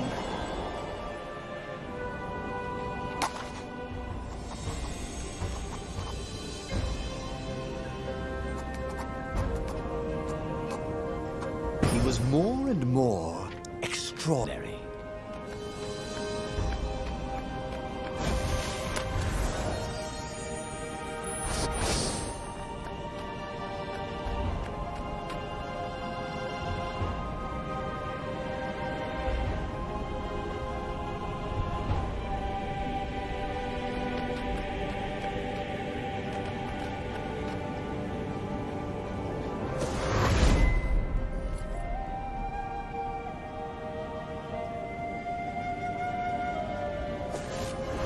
Leonardo wondered if his future self had commissioned these poles.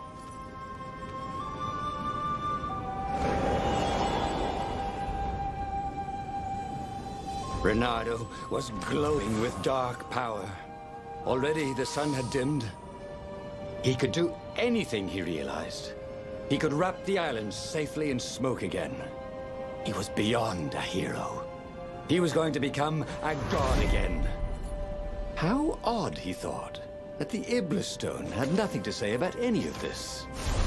Well, no matter. Once he killed this petty Toad Emperor, he would bring back the Black Sun.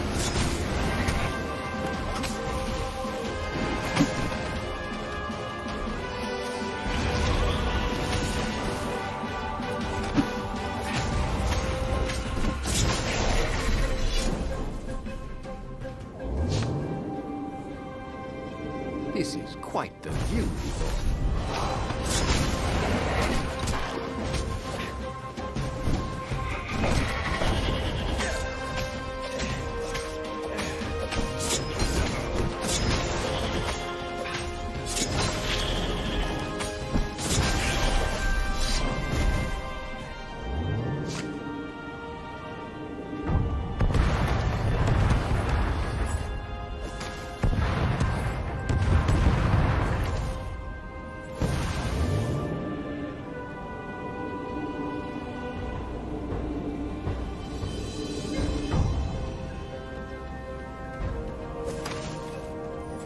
Soon he'd confront the Emperor. Funny that this whole war had come about because the Emperor feared death. And now it was coming for him. There was some sort of lesson there, wasn't there?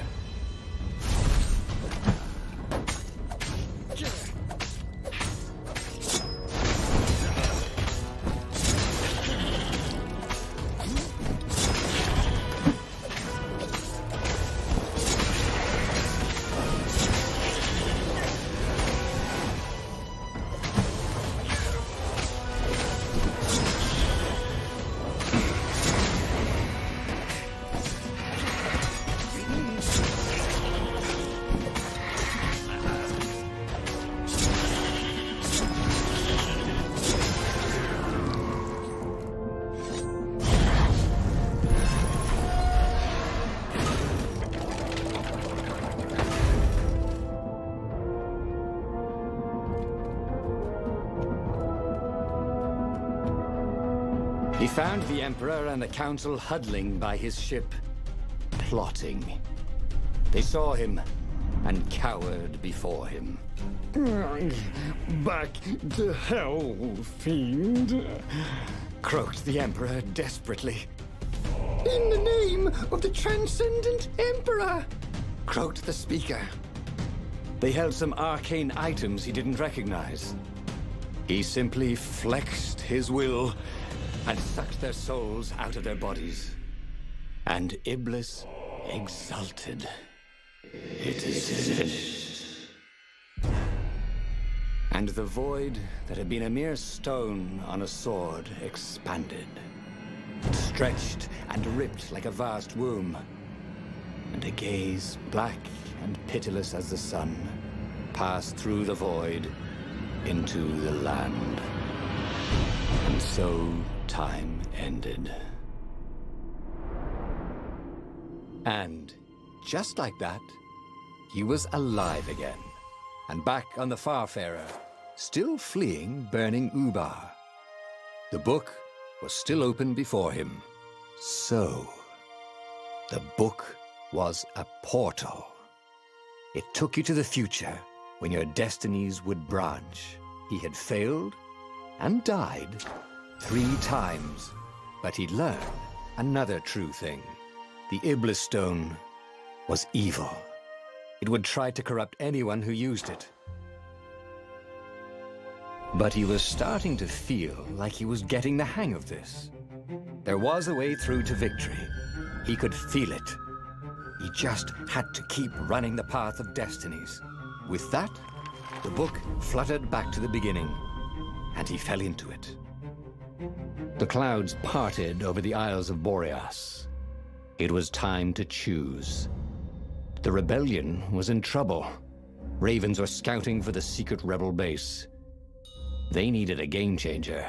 Pieces of the Sky Ripper had surfaced. Renato knew that using it could go catastrophically wrong, but he was sure he could figure out how to use it safely. Also, a temple had risen out of empty desert. The Iblis Stone was hidden there.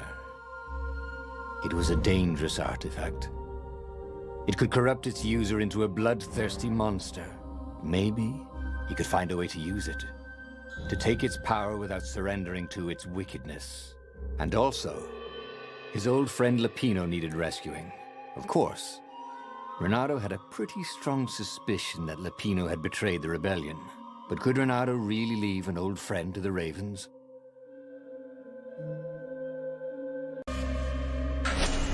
Ah, Lapino. Apparently, the Mad Rabbit had sold a Pegasus that he did not exactly own. Lapino always wiggled out of trouble, given time. But he was out of time. Lapino's frantic message said that the Ravens were going to kill him for being a rebel spy. And that he had a clever plan. If the fleet reached him first, they'd string him up for that. Never mind the winged horse. Or so Lapino had told him over the far speaker anyway.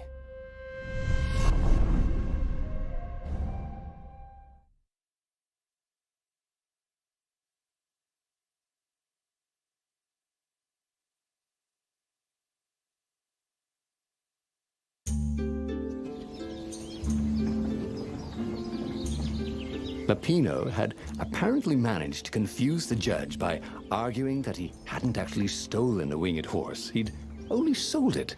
But wait, where was the prison? The village was empty. Had everybody fled to Ravens?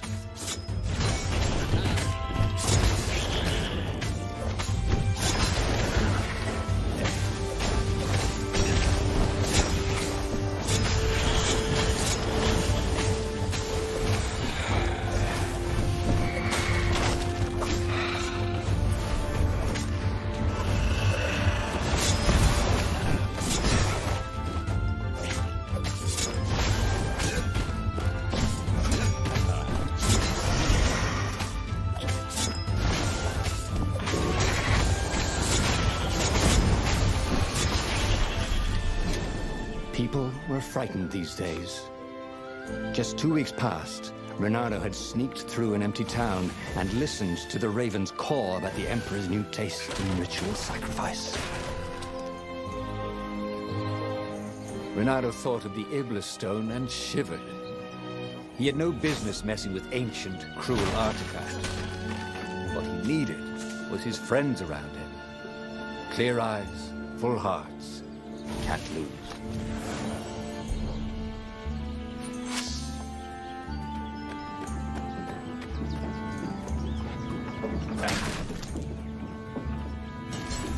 Firewalls only let you through if they think you're hot enough.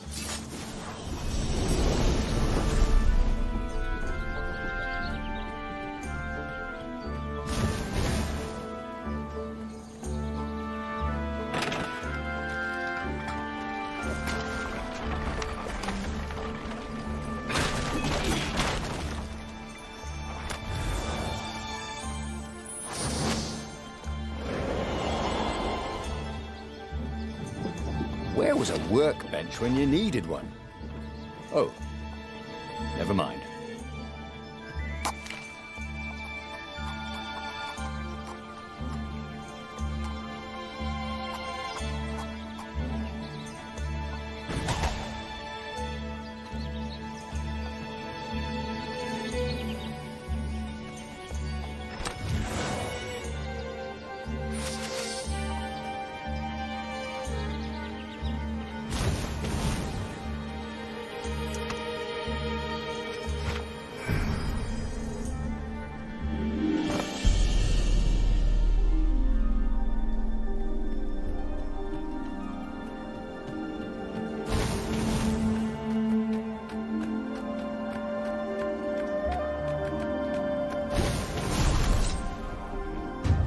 fishy?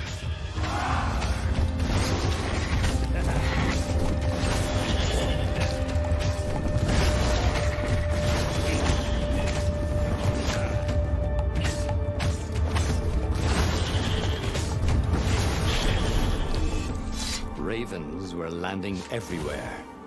The advance guard. He'd better get moving. If they got to know first, they'd eat him for breakfast. Or a snack.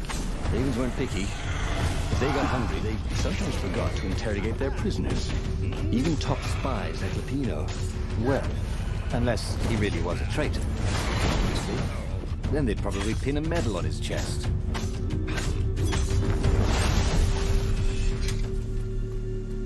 If they didn't want their things broken, they really ought to make them stronger.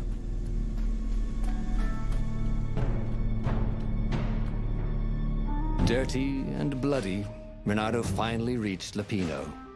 The rabbit was practicing his shuffle. Renato recognized the cards. It was Lupino's favorite deck. Oh, I thought you were in danger. I am. The ravens are coming. Oh, the prison thing. Right, yeah, we see this guard owed me 53 ducats, so we made a deal. They're very reasonable people, actually, for weasels. Now, I got a brilliant plan to kidnap Zenobia. We capture Zenobia, we find out what she knows, and that's the whole war right there. Easy peasy, lemon squeezy. Capture the Emperor's greatest general, who also happened to be a deadly sorcerer and owed his only daughter? That would be worth it. On the other hand, he could still get to the core of the Sky Ripper, even if he couldn't get the whole thing. It must have great power.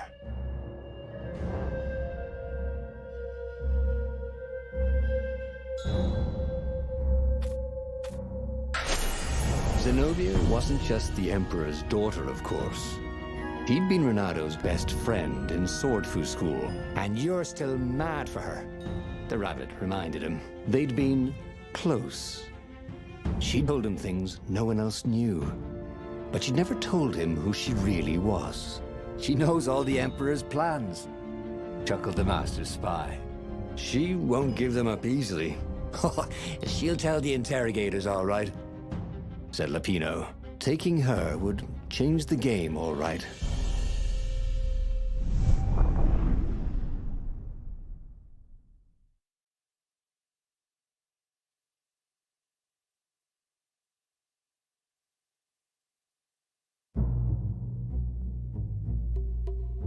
The city was already under Zenobia's control. Had to admire her efficiency. Renato shivered at the thought of Zenobia at the mercy of the interrogators. Could he really turn her over to them? But this was war. It wasn't meant to be pretty.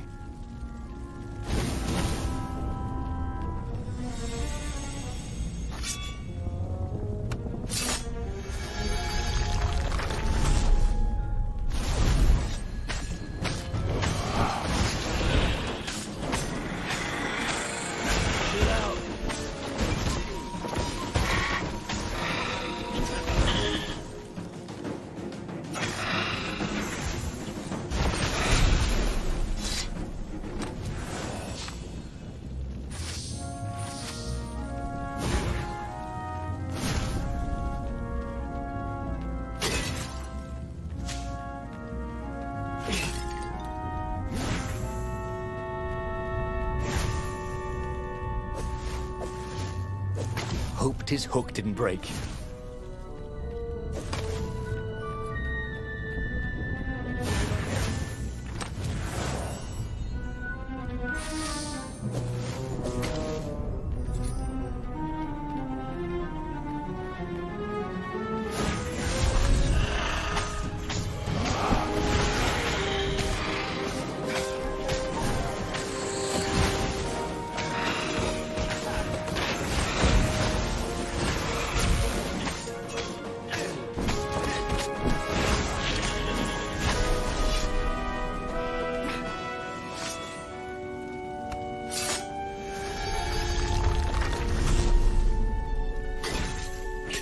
Renato had been the terror of the sandcastles when he was two.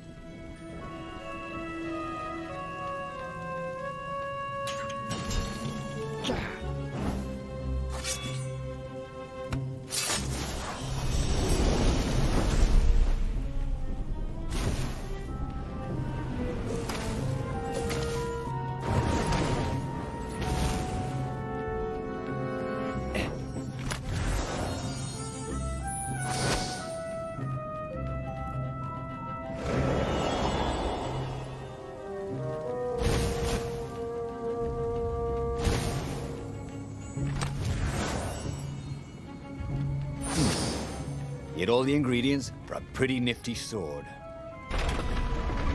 Why was Lupino urging him to capture Zenobia? Obviously it was a trap. But you never knew how Lupino thought. Sometimes his plans were so convoluted they did the exact opposite to what Lupino wanted. There must be some way to play on that, Bernardo thought.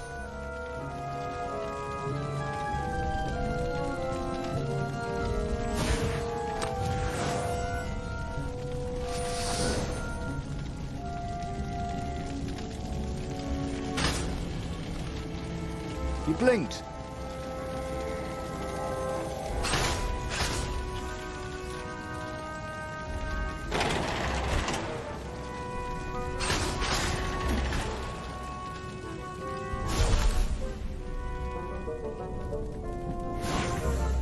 So, what's this plan of yours?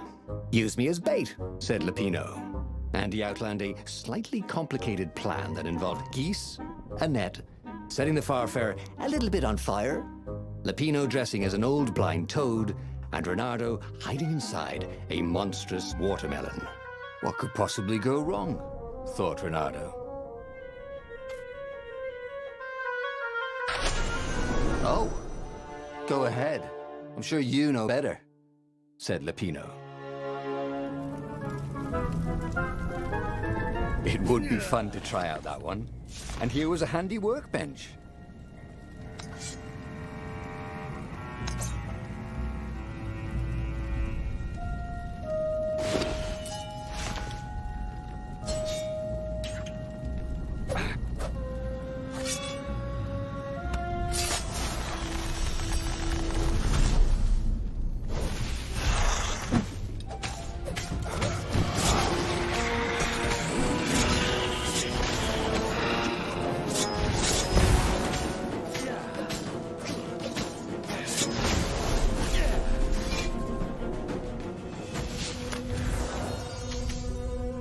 This stone was incredibly valuable.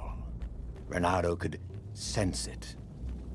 Also, it still had its price tag.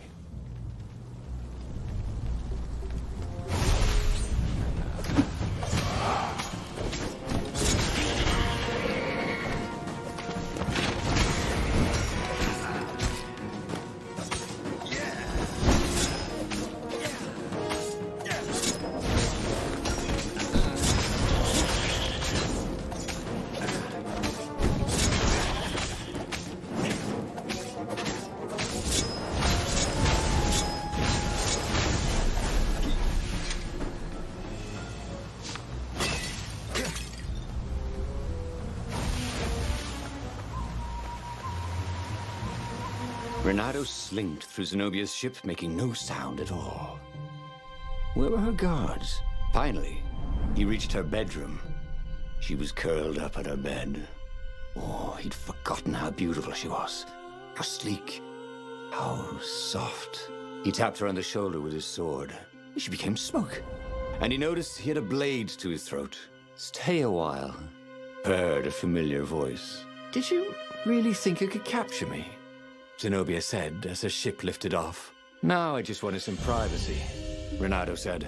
Did you ever wonder why the Emperor adopted you? And he told her why. His Imperial Majesty wanted to bring the lost gods back. They could make him immortal. But to seal the bargain, he needed a sacrifice. Someone who truly loved him. You're lying. She was furious. You can't prove that. I can. And so, they set sail for the Nexus.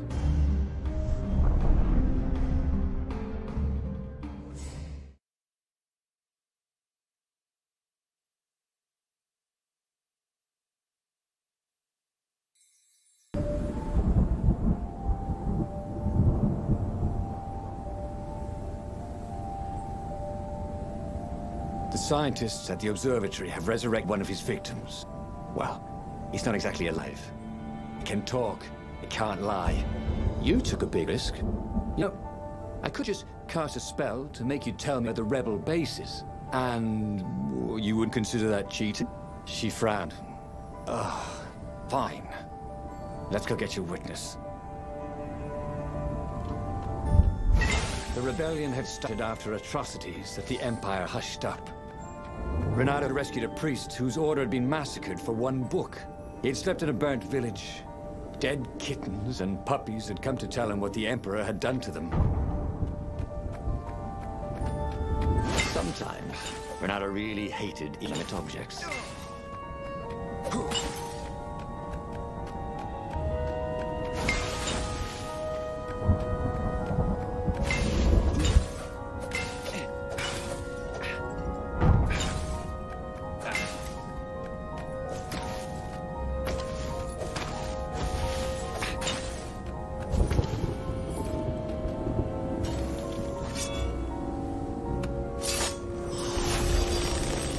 The new pathway made Renato curious.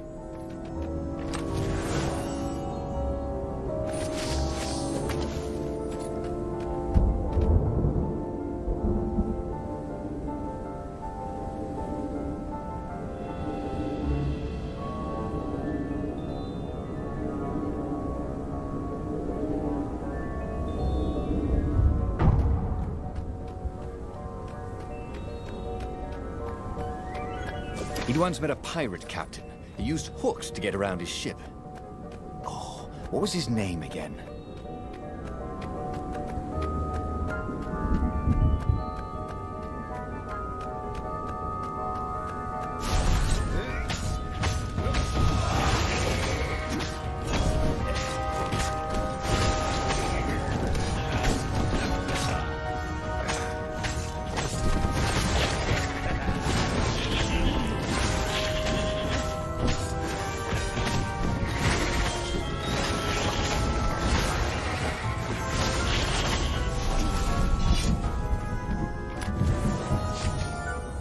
This one looked familiar.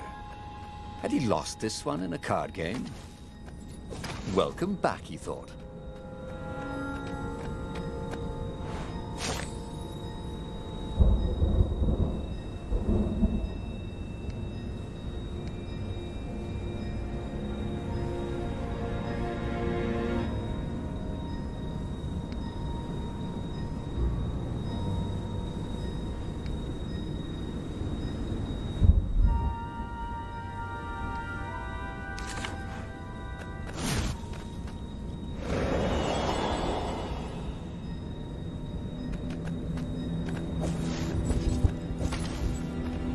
You know, ore is pretty heavy to carry.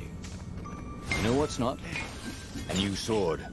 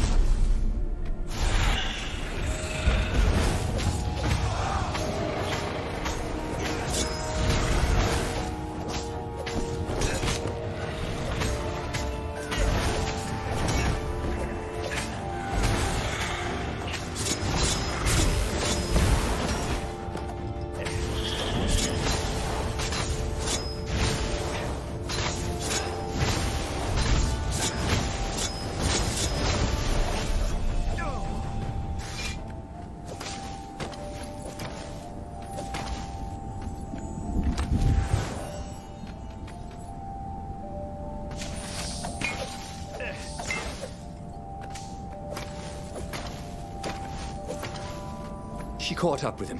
Don't you think I'd know if my father started practicing black magic? Why? Would you want to join in?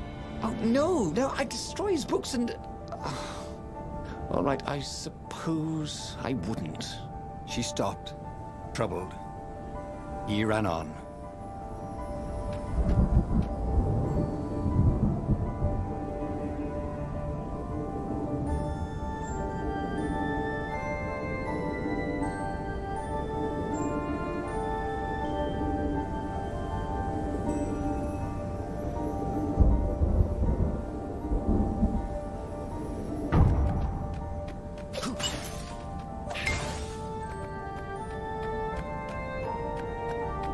Renato had been searching for a way to save the rebellion. Lapina wanted to capture and interrogate Zenobia. But if he could show her proof of her father's madness, maybe she would join the rebellion. The platform used a hybrid propulsion system fueled by anti-gravity and wishful thinking.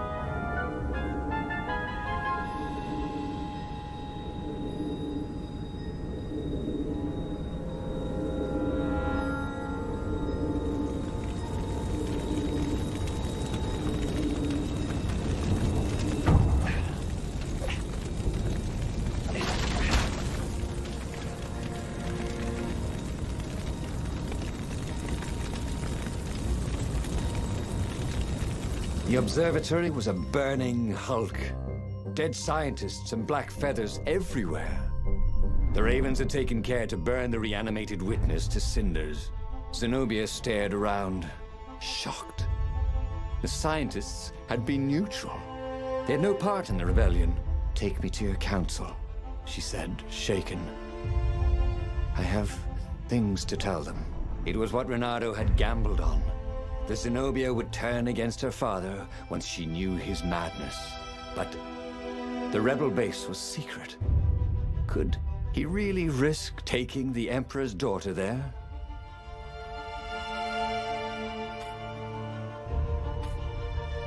Renato reached Lapino by Farspeaker Toad. No, we should take her to the base, Insisted Lapino. No, I don't trust her. Nobody changes sides that fast, said Renato. I better go to the base. Let them know you've got her, Lapino said. For some reason, Renato wasn't sure that was a good idea. Just meet me at the far side of the mountains. There's a shuttle here I can take. Always has to be your way, doesn't it? Said Lapino.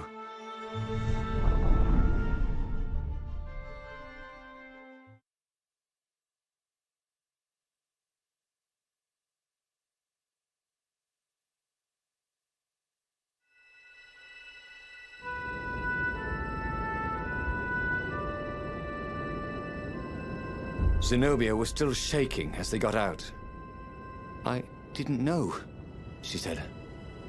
The Ravens kept it secret. At first they sacrificed prisoners, then villages near the frontier, and then an orphanage. Kittens and puppies. Sometimes he'd come back to the palace and it was like there were glowing things behind his eyes. But I was so busy. I'll clear a path for us, Renato told Zenobia, so the Ravens don't see you.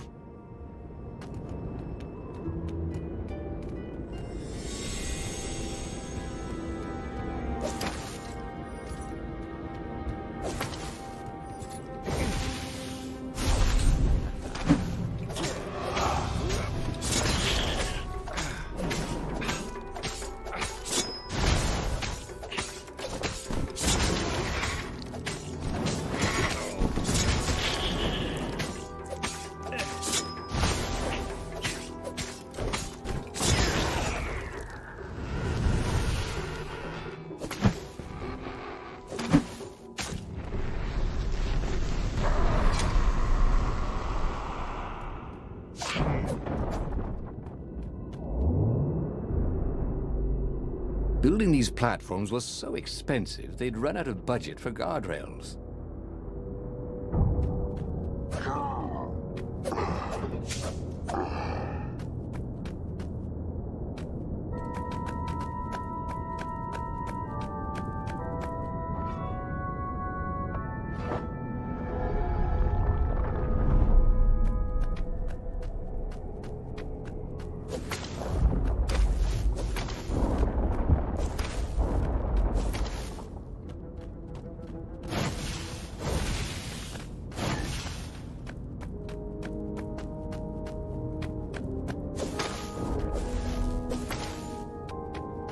Renato wondered idly if who had built these poles had really long tentacles.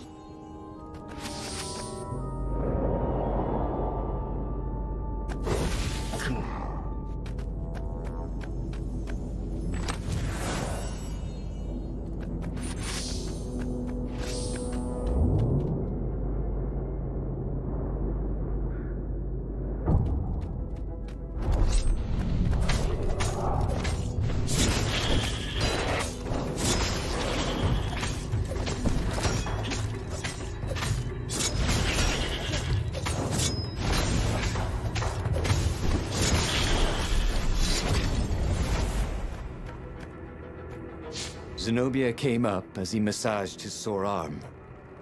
Her eyes were wet. He's been saying strange things. He asked me to do experiments. And some were wrong. They are banished, right? Said Renato. Gone forever. I mean, he couldn't actually bring the old gods back, could he? She didn't answer him. That frightened him more than anything.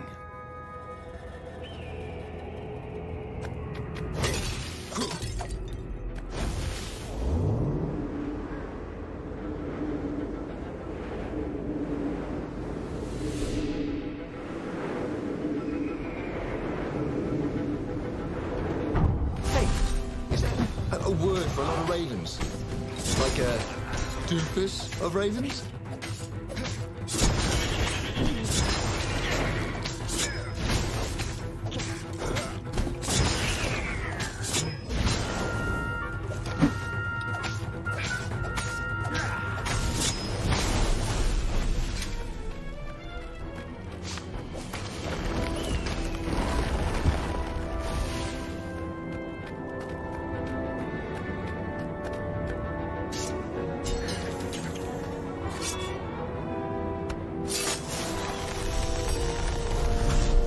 Behind, door number 2.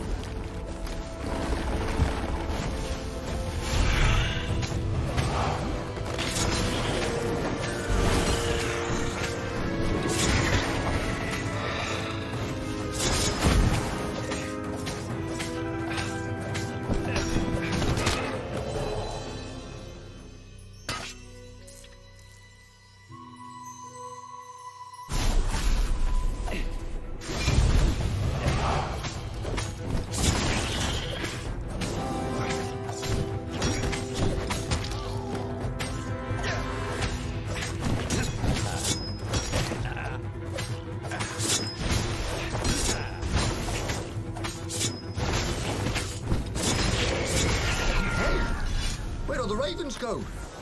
The live ones, I mean.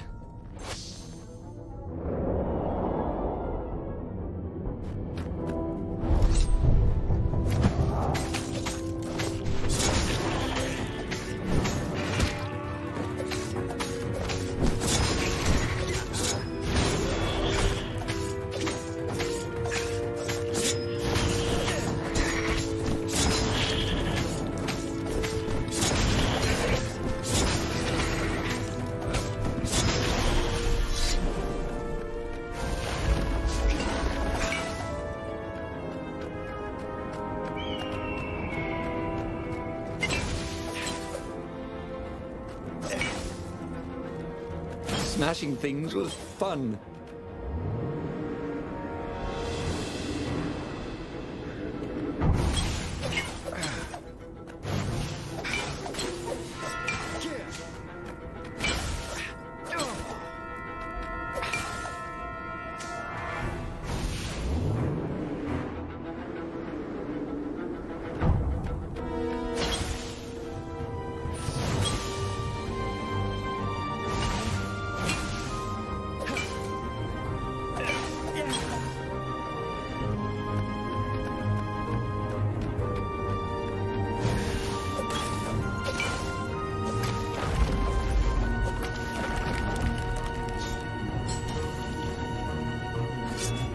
is a very cool sword, thought Renato. No, seriously, he couldn't feel it anymore.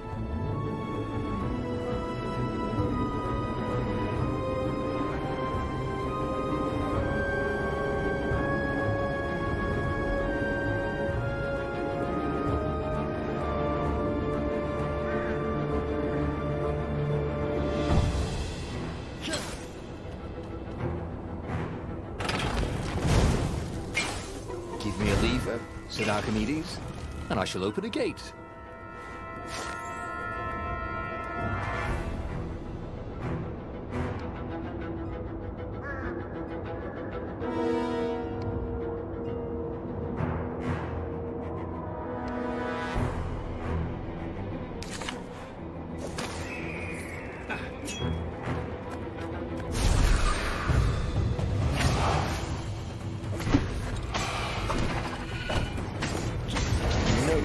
Beat Renato at hot potato.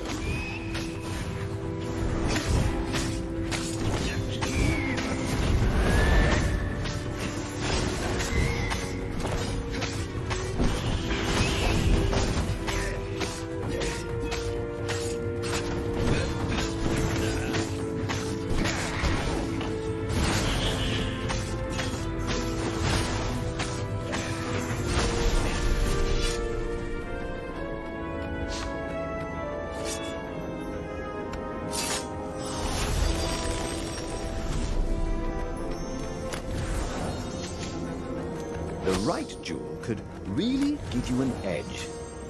The wrong, well, it still looked pretty, didn't it?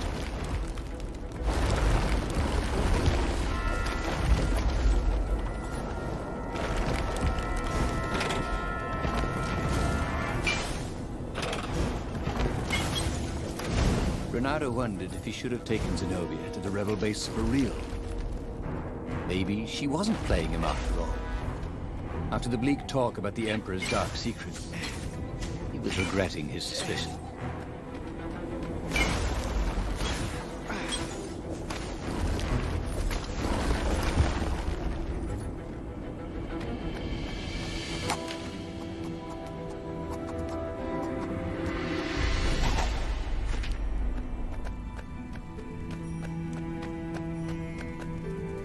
They came up on an empty shack. He gestured her in. "Where's the base?" she asked, confused.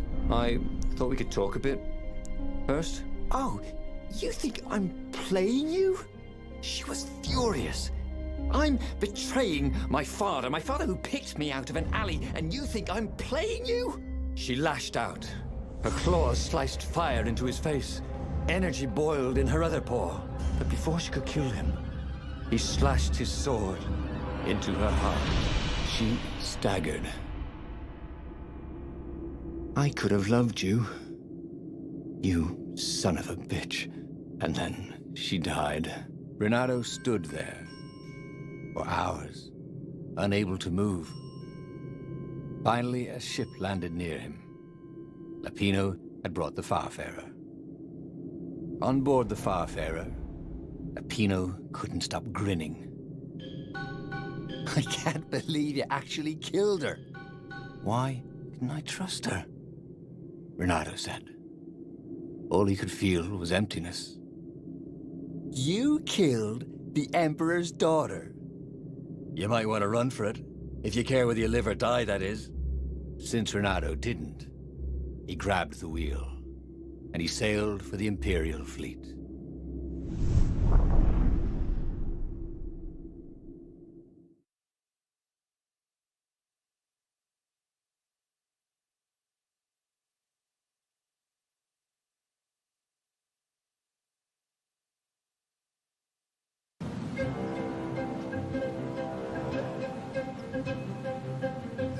Renato had never felt worse. Zenobia had listened to him. He had trusted him. She had opened her eyes to her father's evil. Done everything he had hoped for. He had taken her to a dirty shack. Was he so used to lying that he couldn't trust even the girl he had always loved?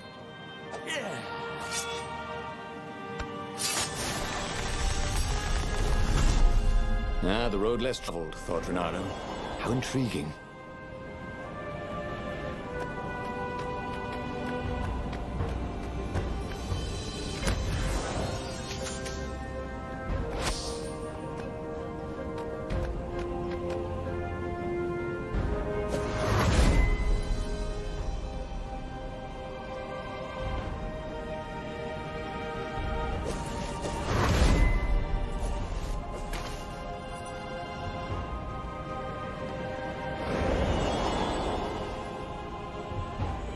He could see the rebel reeling back as he plunged into the ranks of the Ravens.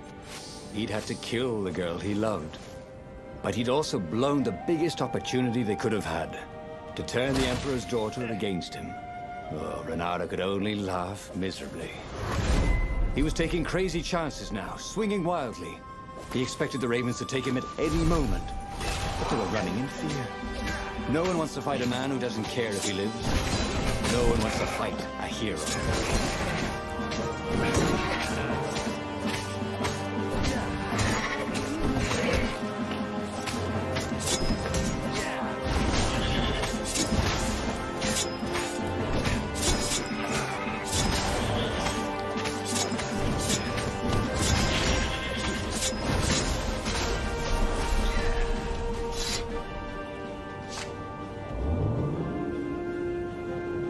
Renato had always wanted a flying carpet. This was more like a flying tabletop. It would do.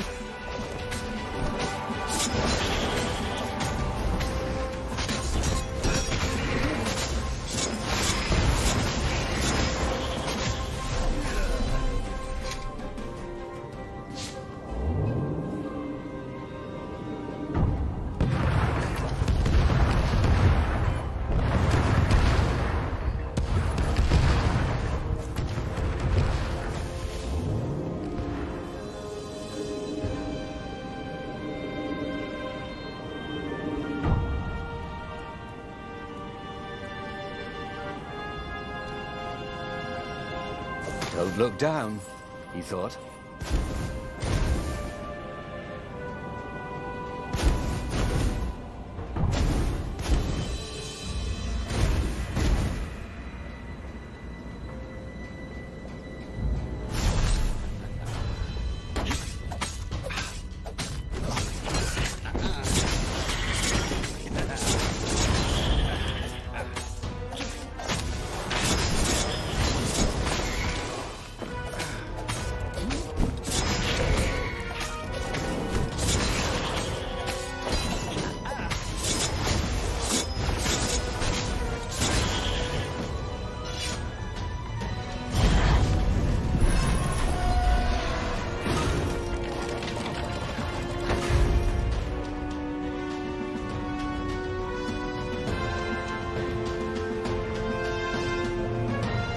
He was exhausted, could barely think.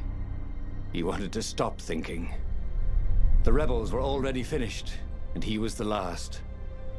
The Ravens were coming for him personally now, in waves. It didn't matter. He was slick with his own blood, but it didn't matter. In the distance, he could see her, embraced by a halo of light, holding her hand out to him. Had she forgiven him?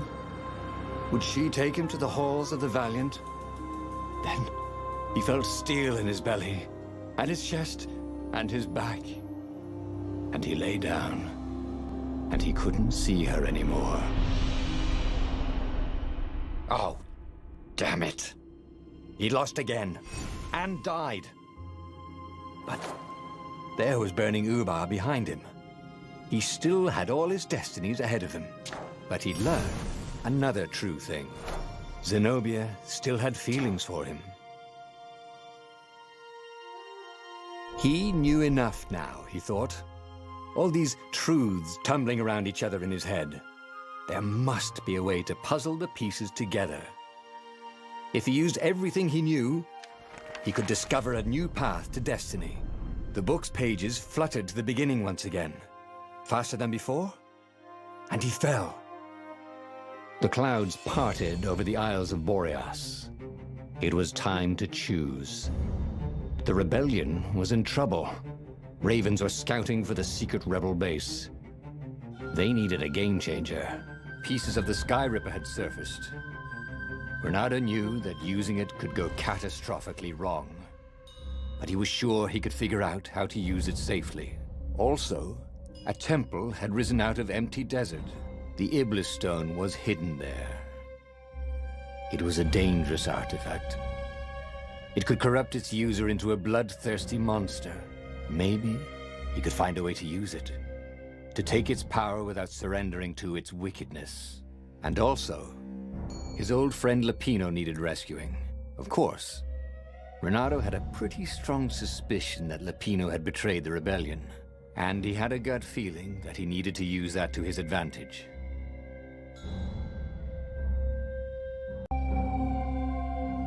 Renato finally realized that Lapino was a traitor to the cause, And maybe Renato could use that somehow.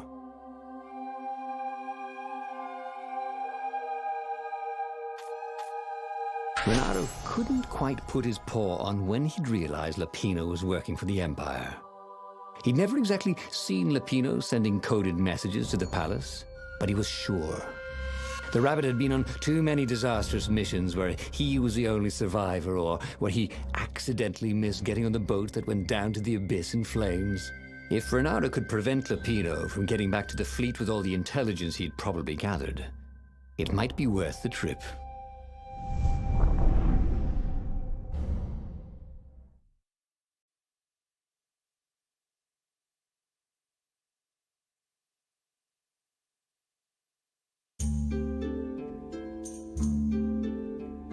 How had they come to this?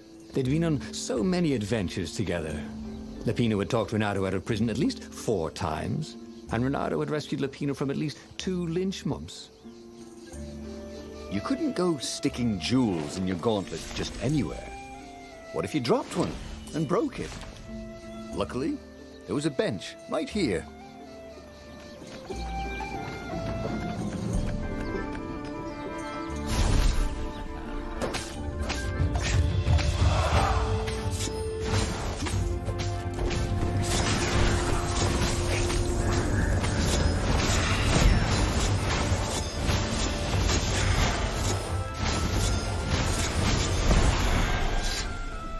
He'd always felt that the rabbit resented him. Lapino was hilarious because he was so down on himself and everyone else. But behind the laughs, he wasn't a happy camper. Was this payback? Or did the Empire have his little white tail in a vice? He wasn't that good. Yet.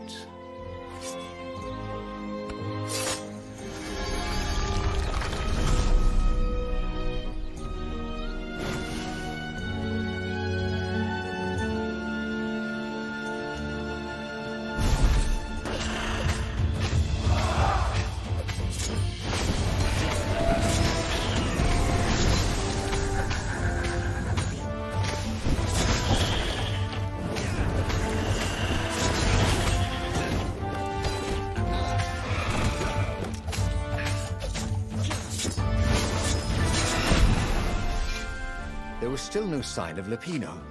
Not a hair, not a pellet. Was he hiding in the cemetery further down the road? That didn't seem like him.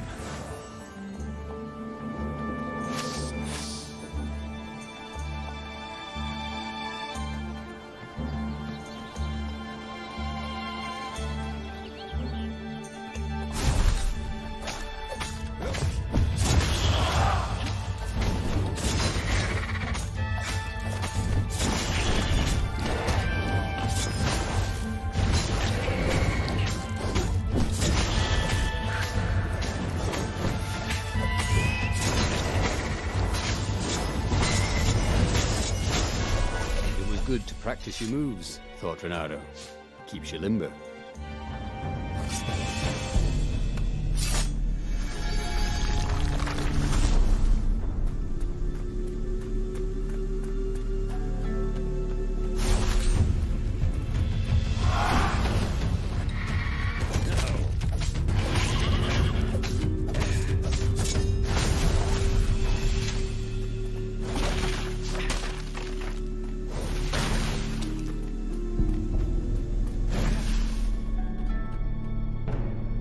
Bloody and exhausted, Renato finally reached Lapino. The rabbit was practicing shuffling his favorite deck.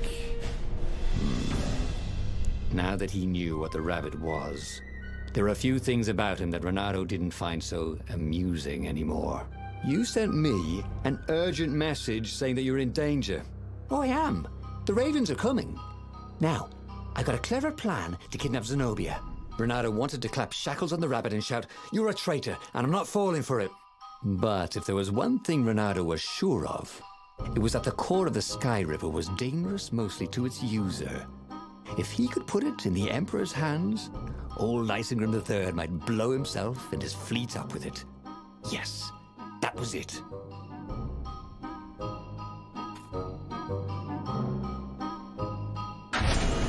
Renato felt like a real hero, brave and smart. He told the rabbit all about the Sky Ripper's God's Eye core. "I'll go get the core while you attack Zenobia," he told the rabbit. "Oh, wait, I've an even better idea. I'll get the core and you attack Zenobia," said the rabbit. "Right, yeah, that is better," agreed Renato. Perfect. The traitor would make sure the Emperor got the core. Now Renato just needed the Emperor to use the core. If he could only get something that the Emperor wanted very badly. Zenobia.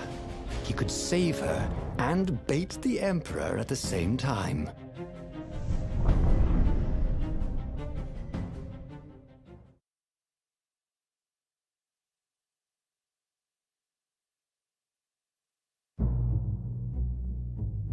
Right.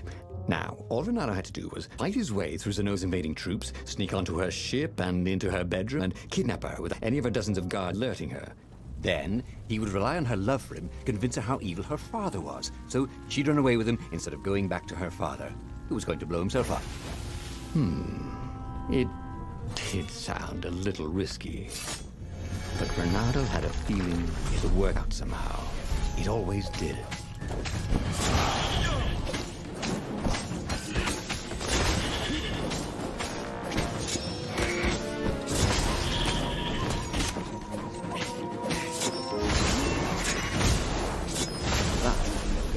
Beautifully.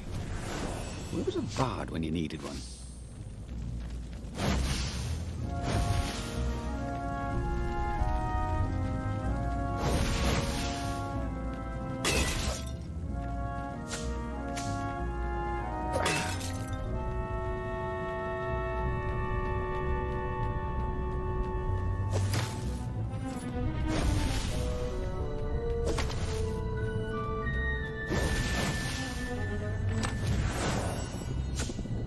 Renato loved to improve his gear.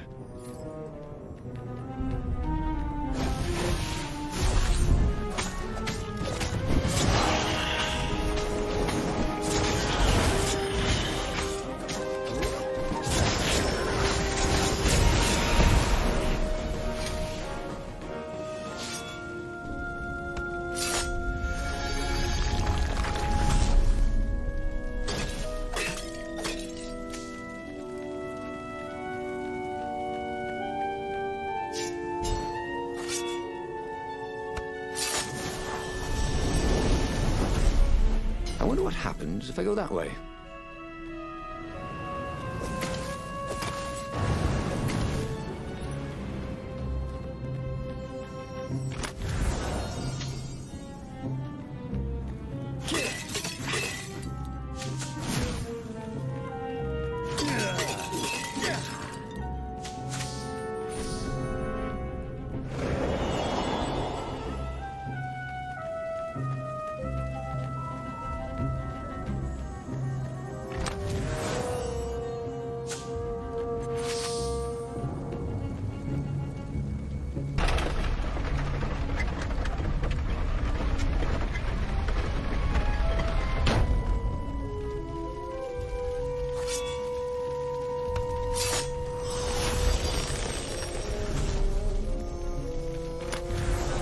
Renato had heard stories of a dungeon where chests were filled with potions and weapons.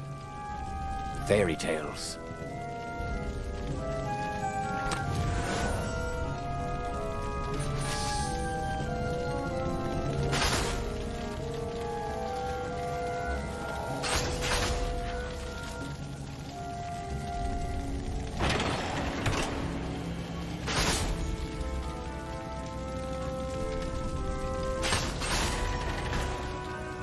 Say goodnight, Gracie, said Renato, wondering who Gracie was. Renato was halfway to Zenobia's encampment when Lapino showed up. He was disheveled and distraught. They jumped us. I barely got away. Oh, they got the core. Oh, it was all going according to plan, thought Renato. Now he just needed Zenobia on his side. Yes, that was even better. The Iblis Stone. Zenobia could get it. And then the Emperor would have to pursue them. Wait. No. The gem would corrupt anyone. Even her. That's it, he thought. Even Lapino. Even though Lapino was already a traitor. It would turn him against his secret master, the Emperor. He would try to make himself Emperor. And the Emperor would have to defend himself with the core. Boom. He was a super genius.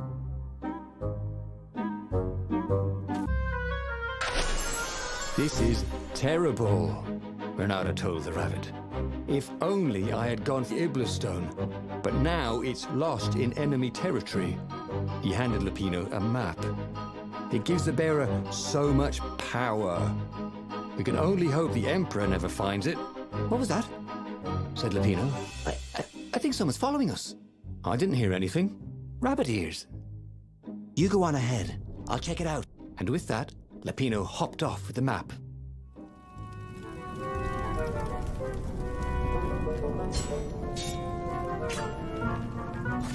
The mysterious sword from the east made you so fast you could catch a fly with your chopsticks. If that's what you really wanted.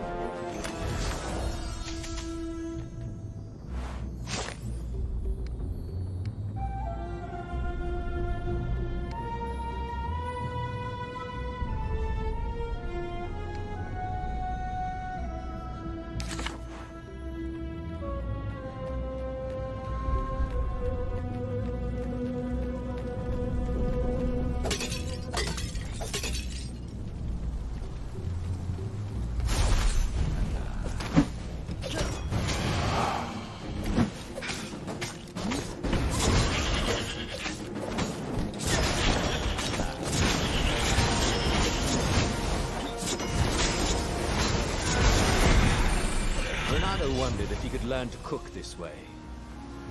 Probably not.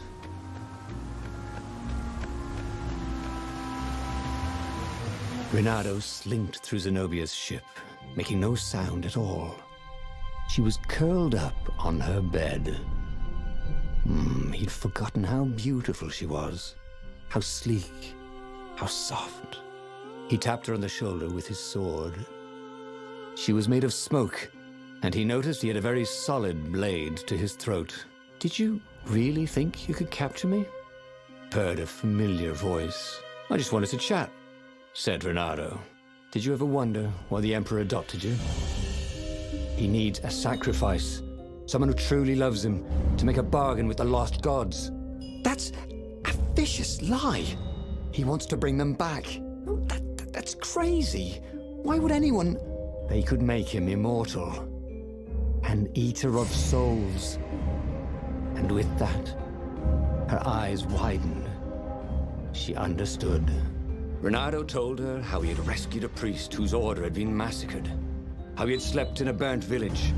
At midnight, the Emperor's victims had come to him in his dreams to tell him of the hideous eldritch rituals they'd been sacrificed in.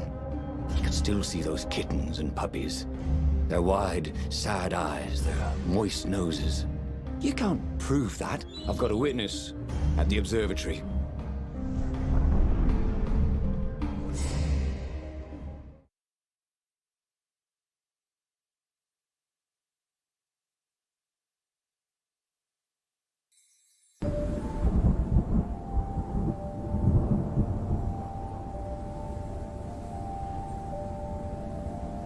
He couldn't tell her, not yet, why he was really here.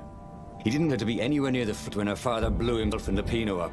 So he told her about how the Emperor's obscene rituals had raised ancient artifacts out of the land. How he'd followed the appalling trail of the hideous horrors His Majesty had perpetrated for the sake of his own immortality. Any of this ring a bell? He said. He told me it was all lies. You've always known when I was lying. I always hated that about you, said Renato. The rebellion had started after atrocities that the Empire hushed up. Renato had rescued a priest whose order had been massacred for one book. He had slept in a burnt village. Dead kittens and puppies had come to tell him what the Emperor had done to them.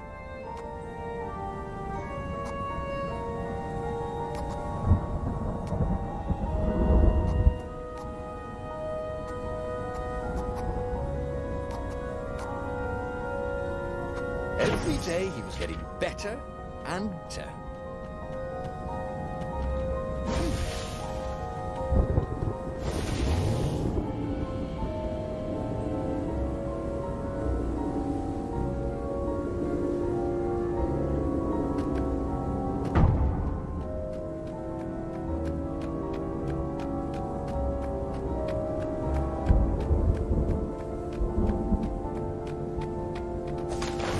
He was sort of yanking his own chain, wasn't he?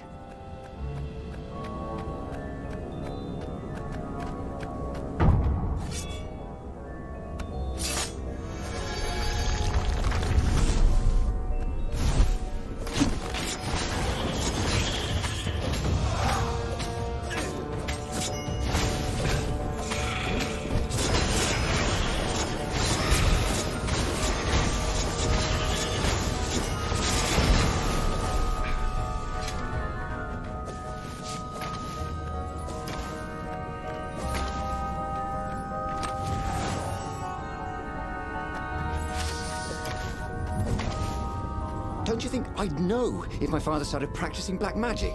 Why? Would you join in? No! Destroy his books and I'd... Oh, God. Okay, you're not completely wrong. They've resurrected one of his victims. Well, look, I mean, look, it's not exactly alive, but in talk. A true witness, she said.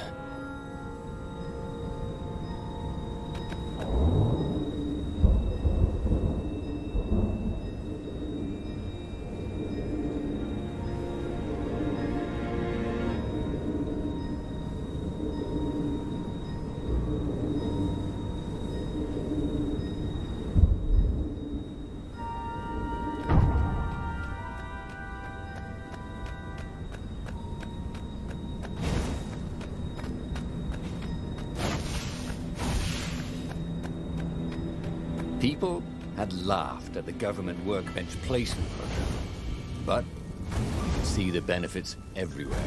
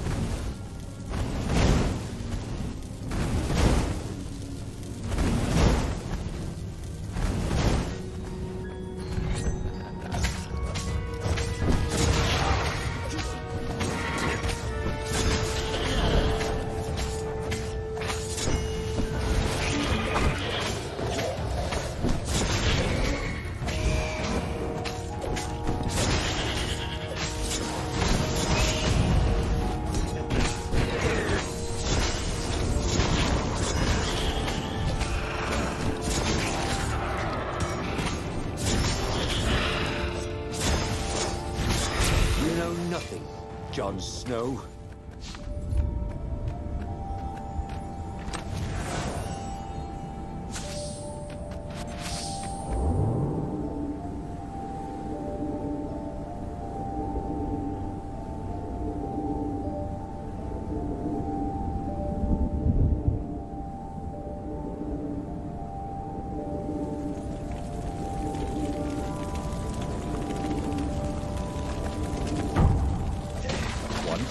He found a Superman issue #1 in mint condition in a jar he broke it. He planned to keep breaking things until he had the whole series. The observatory was a burning hulk. Dead scientists and black feathers everywhere. The Ravens had taken special care to burn the reanimated witness to cinders. Zenobia stared at the carnage. He didn't want me to hear the witness, did he? I guess not. What's your plan? She asked. So, Renato explained his brilliant gambit. Sending Lapino to get the Ibla Stone, become super powerful and corrupted, provoke the Emperor into using the core against him, thus blowing up both of them, and hopefully the fleet too. Let me visit your council, she said, shaken. I want to help. Could he really trust her?